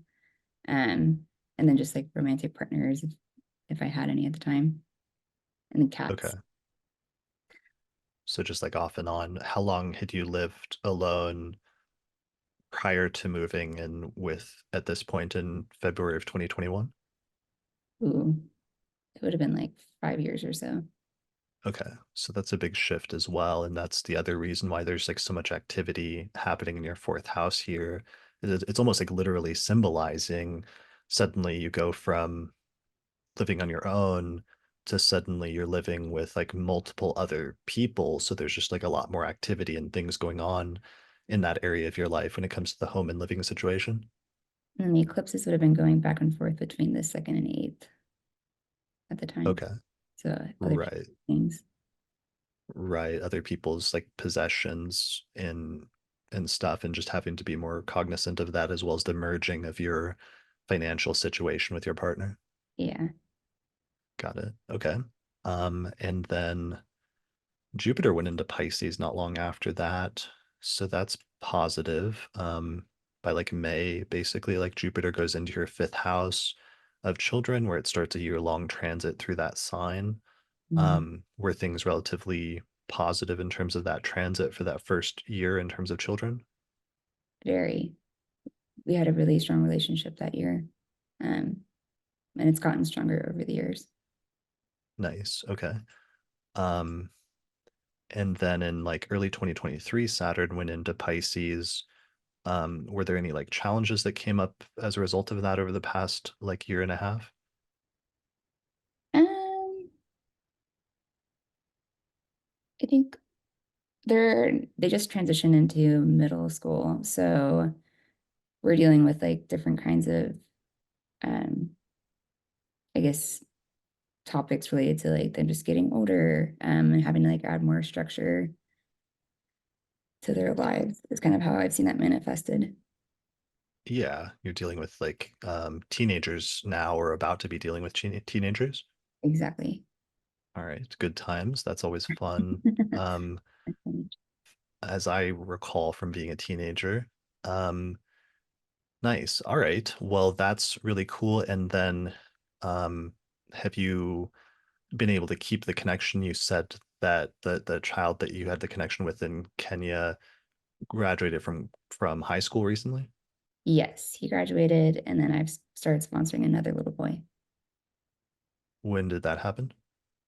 This happened last year, probably in August August of 2023 or 24? 23. Okay. Okay. So that was maybe part of that transition of just yeah, Saturn going into the fifth house and then that have you if you started sponsoring another little boy so and the previous one graduated that means maybe that relationship um it didn't necessarily like end, but it moved into a different phase now that he's like going into adulthood? Yeah, exactly. Yeah, okay, that makes sense. So that was part of the Saturn transit as well, as just that transition. Hmm. Cool. Well, that's a really amazing example, and I think that's awesome because it brings up a lot of stuff about how, on the one hand, the topic of children can sometimes be, as we've seen earlier, like other people's children, but it can sometimes be in a very personal way. Um, and that was really like evident in your chart in very interesting and like striking ways. But obviously, it's become a significant part of your life in a way that you wouldn't have anticipated earlier on. 100%. Yeah. Yeah. Has that been I don't know, has that been eye-opening for you? Has that really changed your life? And has that been surprising for you? I would say it has changed my life. I've grown a ton just from having like this like relationship with my stepchildren. Um, it really helps put things in perspective and like see the bigger picture in life, at least for me. And it's incredibly rewarding too. Yeah. Yeah. Um, has it reflected back in different ways on some of the stuff that you experienced earlier on and given you different perspective on that, or has that caused any growth in terms of that area of your life, and the reflections that's caused compared to where you were earlier of just like not wanting to have children because of what you sort of witnessed growing up? I think the way that that's shown up for me is having seen like how bad life can be, and just the things that we went through as a child. I almost see it as like a karmic undoing of what was done to me because I'm able to like take the lessons that I learned from being a child of parents that weren't great, and then paying it forward or just like fixing that. I don't even know how you would explain it necessarily, but I feel like it's very karmic. Yeah, for sure. Like rebalancing the scales, Yeah, and that there was something unbalanced that went in an extreme opposite direction, but in a way you've been able to rebalance that. I mean, which is actually a good, very literal way to describe that opposition you have between Saturn in your third house and that Jupiter that's up there in the ninth, and how you've been able to rebalance things. exactly. Yeah. I love that. That's brilliant. All right. Thank you for sharing that. I really appreciate it. Thank you for having me. I'm a huge fan of your channel. I've learned a ton, so I appreciate everything that you're doing. Thank you. I appreciate it. Yeah. Awesome. All right. Well, thanks a lot for sharing that. And yeah, take care. Take care. Okay. Um, Let me do a few more really quickly. I want to do some like rapid fire ones. So here's the deal. I'm going to promote a few people, but we're going to do these really quickly and we'll just get to the point of what the example is right at the beginning. So as soon as I promote you, give me your birth data and then essentially like read what your synopsis was that you wrote. And then we'll talk about it a little bit and then I'll move on. Um, Sound good, everyone? All right. So the first one that I saw that could be a good quick one is Cheyenne, if you feel comfortable sharing yours. Hey, thanks for joining me. Hello. What's Thanks your for birth having data? me. 10:30:94 at 4:26 p.m. in San Diego, California. All right. And your ascendant is 27 Aries. Yep. All right. So you have the ruler of the ascendant in the fifth house. And what was your example again? I was a camp counselor at this camp called Knockaround Camp, which is kind of funny and sort of roughhousey. And while I was a camp counselor, I got chosen to be on the like fencing team, even though I had no prior experience, and basically learned how to fence on the spot and was like a leader who didn't know how to do the thing, but was like teaching little kids how to do it, which was really fun. Nice. That's incredibly literal manifestation. You're literally like using swords and you actually like poke people with fencing, right? Like that's part of the thing. Yeah, your goal is to stab your opponent. Obviously we used like swords with like little, buffers at the end so nobody got hurt, but yeah, that's the whole point of it. All right. So we have a manifestation of like the this would be a good ancient astrology delineation that like the ruler of the ascendant is Mars in the fifth house, and the native will stab children basically with swords would be the delineation here. Yeah, exactly. And it was totally unexpected. I don't remember how old I was. I was somewhere between like 15 and 16, maybe even 14. So somewhere between that like fourth to fifth, maybe sixth house perfection year. So I'll try to Hmm, dial that in. But yeah, I thought that was a kind of funny example. that's brilliant. I love it. Yeah. Um, is are there any other ways that like children have come up in any other? I mean, I'm sure that was being activated at that point by some transit or perfection, but do you happen to know any other ways that your fifth house ruler of the ascendant is manifested? I think, well, so I have Sun and Mars mutual reception, and then also having an Aries rising, I've always been kind of like a fiery, like sort of independent leader type person. So, and it's always been in like groups of my peers. So I was like a peacekeeper, which is like a mediator. I was like a resident assistant, which again is like, kind of like leading a group of peers or children. I'm not having kids or maybe won't have kids, I'm not sure. So I don't necessarily have an example that's, that succinct, but that's kind of how it's shown up in my life is mainly being like a leader for my peers. That makes a lot of sense. Okay, cool. And yeah, you're just finishing up. Well, you're two-thirds of the way through your Saturn return right now, so you still have a lot of life to go. So it'll be interesting to see if you find new and other creative ways to like poke children with swords or other devices, axes, like you might mix it up at some point. Yeah, Um, yeah, we'll see how many weapons we can squeeze in there. I do love acupuncture, which is kind of a form of getting pricked and whatnot, but yeah, oh my we'll God, see. yeah. If you get into childhood acupuncture at some point, you definitely have to come back and give us an update about that because that would be also very literal as well. Yeah, that'd be great. That'd be really funny. For sure. All right. That was an amazing example. Thank you for sharing that. That was a perfect, like little good literal example. Awesome. Thank you so much. All right. Bye. All right. That was amazing. All right. Let's see. Okay. So I'm just gonna read this one. So there was a person named Lou who said, ruler of the fifth house is Saturn in the fourth house. I wanted to become a mom since I was a young child, but always felt like it would somehow be difficult or later in life.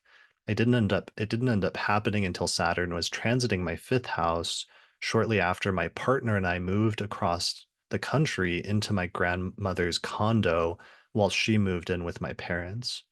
I thought that was an amazing, like quick little combination of ruler of the fifth house and the fourth and having a connection between children and the home and living situation or parents and potentially grandparents and how there did end up being a major connection there in this person's life. So that's a really cool one because I'd been recently I'm working on the fifth house episode and I was struggling to delineate connections between the fifth and the fourth house. So it's interesting to see that here. And then we saw another example earlier today that explained that as well. All right. Um, Olabimpe, if you're still here, that sounds like it would be a really good one. Hey, Hello. all right. So it's let me make sure I still have it correct. It's 9 Capricorn rising. Correct. Okay, cool. So here is your chart. And what's your example? Yeah, so I have my lot of Eros and my lot of Fortune in my fifth, ruled by my Venus in my 12th house. And when Jupiter transited my lot of Eros back in June 2023, I found out from a New York Times article that my ex-partner was in jail and now in prison for politically motivated arson because he was protesting the reversal of Roe v. Wade and targeted an anti-abortion group in my hometown. So I thought not only the fifth house ruler in the 12th as like imprisonment, but also that like anti-abortion topic of the protest that he was arrested and jailed for. Yeah, that's incredibly literal that it's the ruler of the fifth house of children and the 12th house of which can be prisons and places of isolation, and that he was literally arrested and put in jail or in prison for something in connection with that. Yeah, yeah, very, very on the nose. What let me do the transits. You said it was Jupiter transiting through your fifth? Yes, June 2023, like end of June, about June 25th or so is when I found out. And it was actually an activation for releasing from my lot of arrows too. Okay, nice. Yeah, Yeah, I see Jupiter was there. Uranus was also transiting there, and then of course the nodes were finishing up transiting through there. So there had been eclipses going back and forth between your fifth and your 11th at the same time. right. Um, so yeah, that's a lot of activations of that. And that's so interesting because you found out through like a newspaper. So it was something that Yeah, you learned at that time of something that had happened. right. Yeah, I learned about it just during a Google search, and then it had happened over a year earlier. Got it. Okay. Interesting. Cool. Well, that's a really good example. Is that something, is he still there or was he released or Yeah, so he was sentenced to like 7.5 years. I think minimum was 5, because they called it a federal crime instead of like a state crime. Hmm. So he's there for the foreseeable. Okay. Yeah, Yeah. So that is definitely 12th house. That's a long-term, yeah, period of isolation in prison, which makes sense right. in terms of the 12th house. Hmm. Cool. All right. Well, thanks for sharing that. That's a really great, again, very literal and also interesting manifestation of sometimes when there's like challenging placements there and how that can manifest literally. Although it wasn't necessarily something happening to you per se that you were sort of experiencing or suffering directly, but nonetheless connected with somebody that you had been with previously. Right. Yeah, I thought it was interesting how that showed up in my chart somehow. Totally. I love it. Well, I don't love it, but thank you for sharing it. It's very hashtag like astrologer good, I think is Definitely. the phrase I'm looking for. Yeah. All right. Thank you. Yep, no problem. All right. Yeah, that was really good. People in the audience are saying, sometimes I struggle looking for delineations when I get to some of the difficult houses or certain combinations that I'm not sure of as I'm researching this episode and as I've gone through the past several one. And that's sometimes why the episodes have been so long, especially once I get to the ruler of the houses section, because I try to find so many because I'm trying to find and see what the different combinations are and how that can manifest. Because sometimes you look at a combination and you don't really know initially, aside from the abstract of ruler of the fifth and the 12th, maybe there's a connection between the topic of children and topics of isolation or places of isolation. And then there's a very literal manifestation of it. But if you've never seen a chart before, you've never heard of a life where that happened, it might not initially come to mind. Okay. Harnoor, if you're still here, that might be a good quick one with the eclipse. Let me check. It looks like they are still here, so I'm looking for the one that was Aries eclipse in the fifth house. And if you'd be up for sharing your example, if you're still here in the webinar. Hello. Hi, Hey, what's your birth data? July 24, 1986, Okay. What time? 4:55 p.m. And what place? I'll spell it. So it's Patiala, Patiala,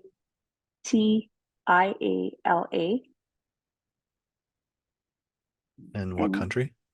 Punjab, and then India. Okay. Is your ascendant 25 Sagittarius? Yes. Let me see. I'll share your chart first, and then I'll do a transit wheel. And what was the time frame we were talking about again?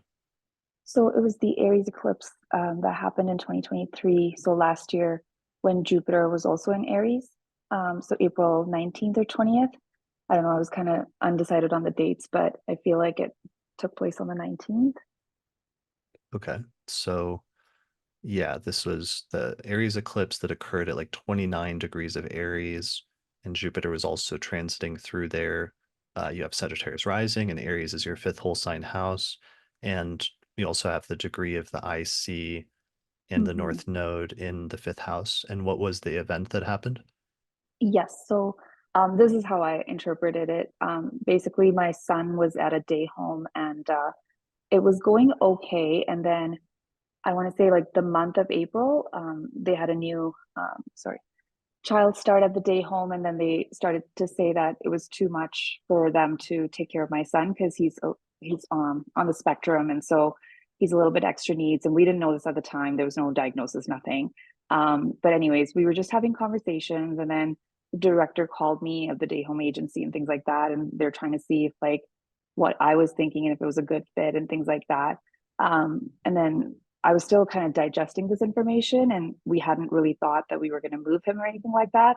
And then I think that week, uh, they started to say that, yeah, like she's pretty certain, the day home provider, that she can't look after my son and that we should start looking at other options. So started to look at other options. But literally, I like remember I came to pick him up that day on the day of the eclipse from the day home, and she had the contract ready, like the termination contract. And I was so kind of shook because I was like, oh, like we're doing it like this. Like I thought we would have, time to talk through things and for me to look into things. And we still had a month to still find another placement, but just like the termination contract came really quick, and I didn't anticipate it to be that fast. Right. So you had this like sudden ending when it comes to your child's childcare. And that's like the ending is like the eclipse symbolism, where I always say it's like a major ending and a major beginning and a major ending in that area of your life that matches the house that it's in. And it's interesting that I can see that like transiting Mars was up there at 13 degrees of Cancer on the day of the actual eclipse, and that would have been opposing your natal Mars at 13 degrees of Capricorn in the second house, which is actually the ruler of your fifth house of children. Yes. So it's like this sudden, also a severing that comes out of nowhere and is like a separation. Yes. And it was like really hard on us because, with full-time work and things like that, it's really hard to start looking for childcare suddenly and things like that. So when there's a break in childcare, it is quite stressful when you don't really have like the time set aside to go find another placement. Hmm. But then I don't know, because I was listening to a lot of like podcasts and like, sort of like predictions around like the eclipse and things like that. And they said with Jupiter co-present with the eclipse, something good might also come out of it. And I do have a date chart. And so again, this is all in hindsight, right? At the time, we weren't sure what was happening. But I ended up actually then moving him to my aunt's daycare, who owns a daycare in the city. It just wasn't close to us. It's really far. So it's a far drive, but he's now thriving there. He's been there a year and a half and he's doing really, really well. And we've set up extra supports for him there now.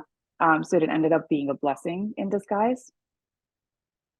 Nice. That's incredible. So it was not just a major ending, but it really was like a new beginning and laid the seeds and the foundation for something that would eventually develop in a positive direction. Yeah, yeah. Nice. I love that. How long did it take before he started that you were able to get him in with your aunt, or how long was that process after this point of separation? So when we knew that, she wanted us to end the placement anyways, we decided to see how quickly we could start him there. So I think this was April 19th or 20th, like I said, I can't remember exactly, but then May 4th is when we started to transition him. And so I think we started like end of the first week of May. And then I think there was a Scorpio eclipse happening around that time as well. I don't know if that really plays into anything, but yeah, there's other stuff that happened. Okay. Yeah, it might. I mean, it might still play into it just in the sense that maybe the ruler of that because it's happening in Scorpio, it's like that's also going to be activating Mars to some extent in your chart, which is the ruler of your fifth house. So maybe it's just something about the connection between that the ruler of the fifth is also the ruler of the 12th, and that it's that Mars in Capricorn in the second house, and that you're obviously you're like paying for childcare and that your son has some special needs that go along with that.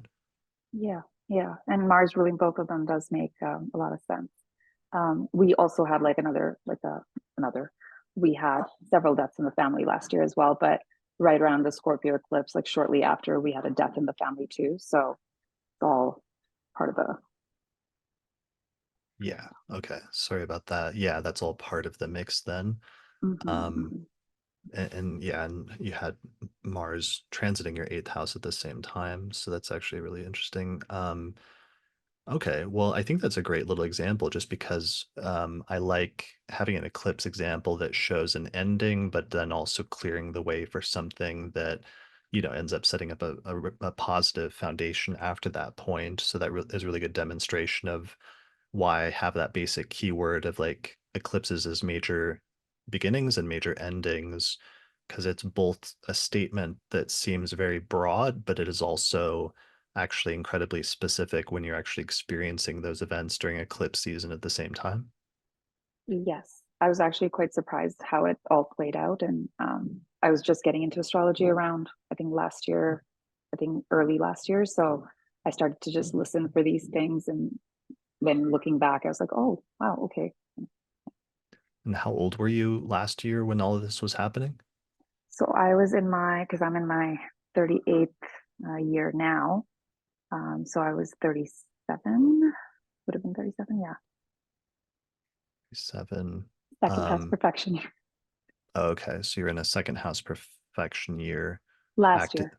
Last year, yeah, that was activating that Mars, the ruler of your fifth. Yes. Brilliant. That's perfect.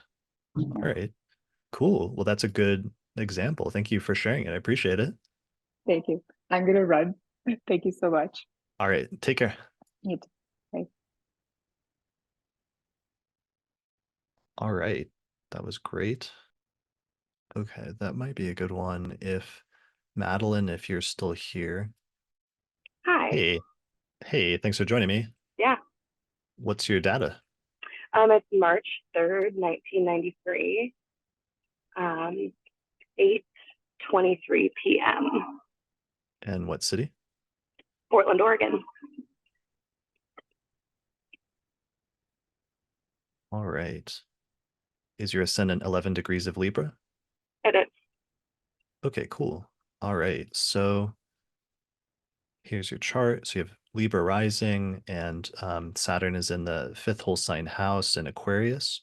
And what was your story? What's the short synopsis version initially? Yeah. Just the short story is that just a couple months after I turned 28, which was a fifth house perfection year, my husband and I met this woman completely unexpectedly. We weren't polyamorous at the time. We were just hanging out with friends, and we met this woman, and somehow it led to basically forming a 13-month relationship with her. And it was very much a relationship that the three of us had. But for me in particular, it felt like just such a big deal around my sexuality and finding this like new side of myself that I had never explored and didn't know about because I'd been with my husband for so many years. So yeah, very much like the fifth house topic around sexuality. Yeah, that makes a lot of sense. And I'm glad you shared this because that's another major topic that we didn't get into today. And obviously, that's a whole other huge area, which is part of why I focused on children, because that's often one way that the fifth house manifests, the primary way, but the other way is the fifth house can be sex and sexuality. And one of the things that you mentioned in your write-up that it also brought up themes for you having to do with like bisexuality that you hadn't dealt with before or hadn't been a theme for you? Correct. It had been something I think in my early 20s that I had known about, but just being, in my early 20s with a partner that I'd been with since 18, it just felt too taboo to explore just being kind of in a culture where monogamy was the key. So when we got older, it just somehow felt safe enough to explore that. Right. Okay. Got it. And what was the time frame, or when did this start again? So it was July 2nd of 2021 that we met her. and then it ended August 31st, 2022.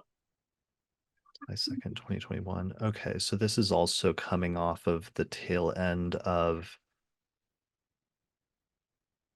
yeah, Jupiter retrograded back into your fifth house. So it wasn't just it wasn't just that you were in a fifth house perfection year, you were also going through your Saturn return in the fifth house and also going through the tail end of a Jupiter transit through your fifth house at the same time. Yeah. Okay, that's really interesting. So there was a lot of activations going on there. Trying to look to see if there was other stuff going on. But I guess one of the questions I had is because Saturn rules the fourth house and it's in the fifth house, did it bring in any themes having to do with your home and your living situation at the same time? Like, did they live with you at any point, or was it always like separate in terms of that? They never lived with us, but they were over a lot. And my husband and I had actually gotten married earlier that year. And there When was that? just, we got married in February. So it was February 21st, 2021. February 21st. After having been together for 10 years. Oh, wow. Okay. So there was a whole stellium of planets going through Aquarius at that time through your fifth house. And that's important also because I forgot that's a topic that comes up, which is the two places for me that really pertain to relationships are the seventh house, but also the fifth house, which is the house that's associated with Venus, where Venus is thought to have her joy according to traditional astrology. And sometimes you really can see themes not just surrounding sex and sexuality at the fifth house, but also romance and sort of romantic things at the same time. So it's interesting for you.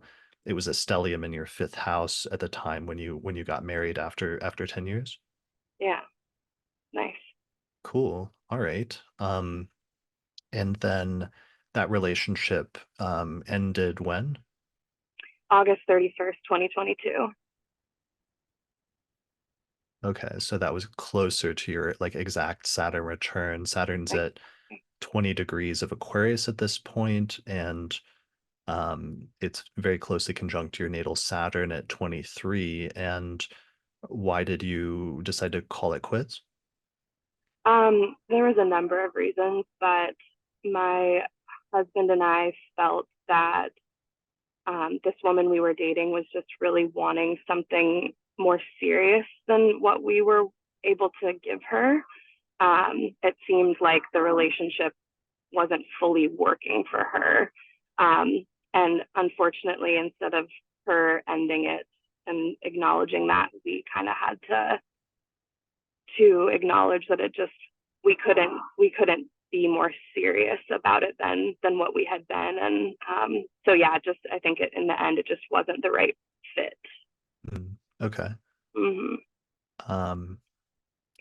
Yeah, it's interesting. I'm just looking at the other transits during that time frame, and it's like Jupiter was going through your seventh house and it stationed retrograde on your descendant by like July. And then I can see it's like Uranus is coming up.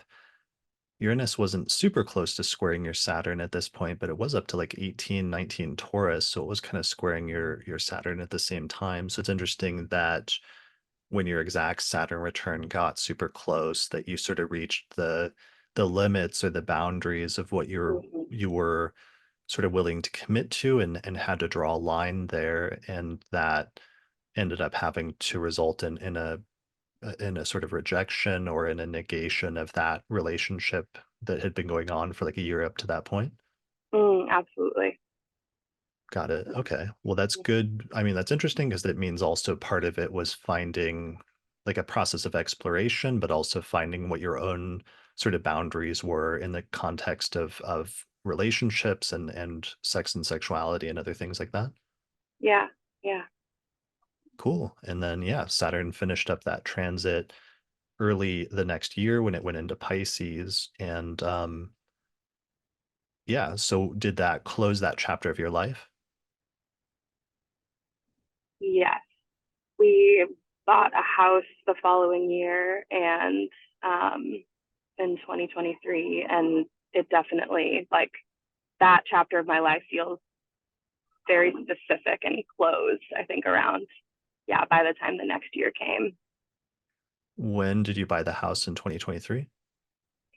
We closed on March 30th, 2023. Wow, that's really close to basically the very tail end of your Saturn transit. Yeah. And then moving into the very tail end of your Saturn return. And that's just kind of interesting with Saturn ruling not just your fifth house, but also your fourth house. Is that you two your first house together? It is. Okay, wow. Okay. So that was the other part of your Saturn return was you bought your first home together with Saturn ruling the fourth house. Yes, exactly. Brilliant. All right. That's really cool. Mhm. Cool. All right. And then yeah, well that's a pretty clean example and seems relatively positive aside from eventually like that relationship ending and having to put boundaries there, but otherwise there was like a positive period of development at the same time. Yeah, I absolutely agree. Cool. All right. Well, thanks for sharing that. I really appreciate it. Yeah, thanks, Chris. I really appreciate your work. All right. Thank you. Take Mhm. care. Thanks. All right. That was great. So yeah, so that's a whole area that we didn't really get into because I, wanted to focus on the primary fifth house signification that's always been there, which is the topic of children. And there's so many different permutations of that I know that's going to be the main thing I talk about in the fifth house episode.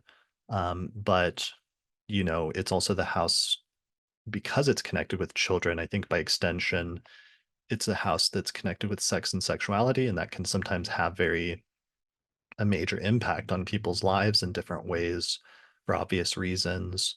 And sometimes, especially going through major transits through the fifth house, can indicate a period of like transformation when it comes to people's orientation towards sex and sexuality and the role that that plays. And that's probably sometimes also relevant obviously when people are having children or trying to conceive, it's like that's how they're trying to conceive. And sometimes if they have positive transits, sometimes that goes well. And other times, if they're having challenging transits, they can run into issues with both of those topics and things can get kind of dicey for different reasons. One of the examples I found actually that's really cool for the fifth house episode that I'm working on is Marie Antoinette, who had, let me make sure I'm remembering this correctly. She had fifth house placements, but she had like Saturn in the seventh house in Capricorn. And her husband, who became the king of France, had Saturn in the fifth house. And he had some kind of like undisclosed or unclear medical issue. So that for the first 7 years of their marriage, they didn't have sex or they didn't conceive a child, which was a really big deal because they needed to produce an heir, and it really put her in a weird position at court where there was a lot of like rumors and things swirling around about whether it was her fault somehow. But some of the historians today think that he had some kind of like medical issue that made it painful for him to have sex so that they didn't conceive as a result of that.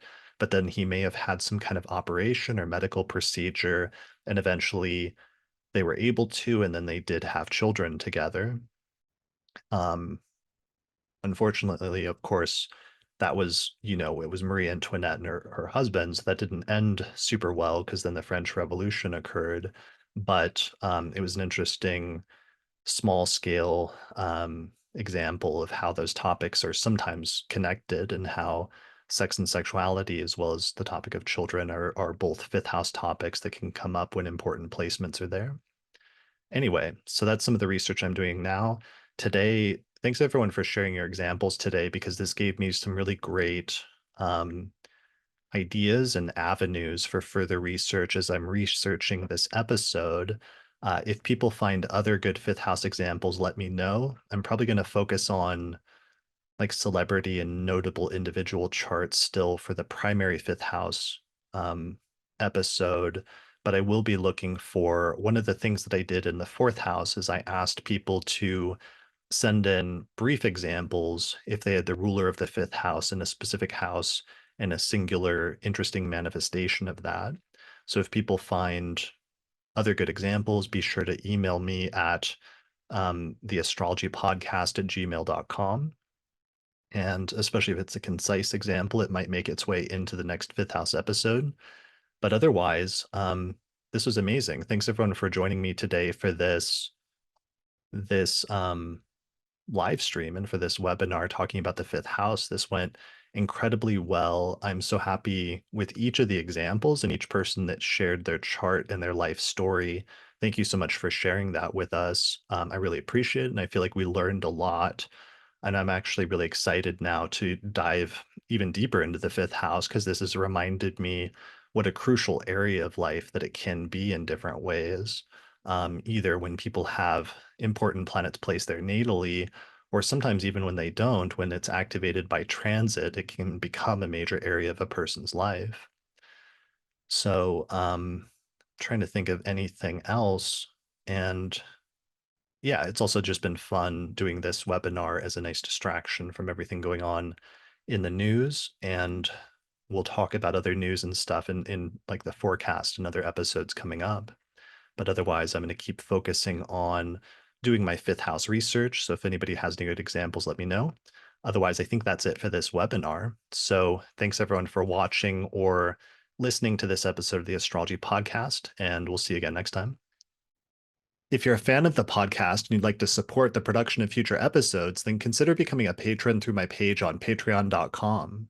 In exchange, you'll get access to a bunch of benefits such as early access to new episodes, the ability to attend live recordings, access to the monthly electional astrology podcast, access to another exclusive podcast called the Secret Astrology Podcast that's only available to patrons, or even get your name listed in the credits at the end of each episode. For more information, visit patreon.com/astrologypodcast. Special thanks to patrons on our producers tier, including Christy Moe, Ariana Amour, Mandy Ray, Angelique Nambo, Issa Sabah, Jeannie Marie Kaplan, Melissa Delano, Sunny Bozboz, Kwatsi Alibarahu, and Annie Newman. If you're looking for an astrological consultation, then we have a new list of recommended astrologers on the podcast website. These astrologers offer birth chart readings, synastry, rectification, electional astrology, horary questions, and more. Go to theastrologypodcast.com/consultations. The astrology software that we use on the Astrology Podcast is called Solar Fire for Windows, and you can get a 15% discount on the software by using the promo code AP15 when you purchase it through alabe.com. For Mac users, we recommend the program Astro Gold for Mac OS, and you can also get a 15% discount when you use the promo code AstroPodcast15 at the website astrogold.io. If you'd like to learn more about my approach to astrology, then you should get a copy of my book titled Hellenistic Astrology, The Study of Fate and Fortune, which is available in both print and now ebook forms, where I've started selling a PDF copy of the book through my website at hellenisticastrology.com/book. If you're really looking to deepen your studies of astrology, then check out my Hellenistic Astrology course, which is an online course in ancient astrology. It's perfect for beginner and intermediate students because I take people from basic concepts up through intermediate and advanced techniques for reading birth charts. There's over 100 hours of video lectures, including monthly webinars and Q&A sessions. And at the end of the course, if you complete the final test, you'll receive a certificate of completion saying that you studied with me. You can find out more information at theastrologyschool.com.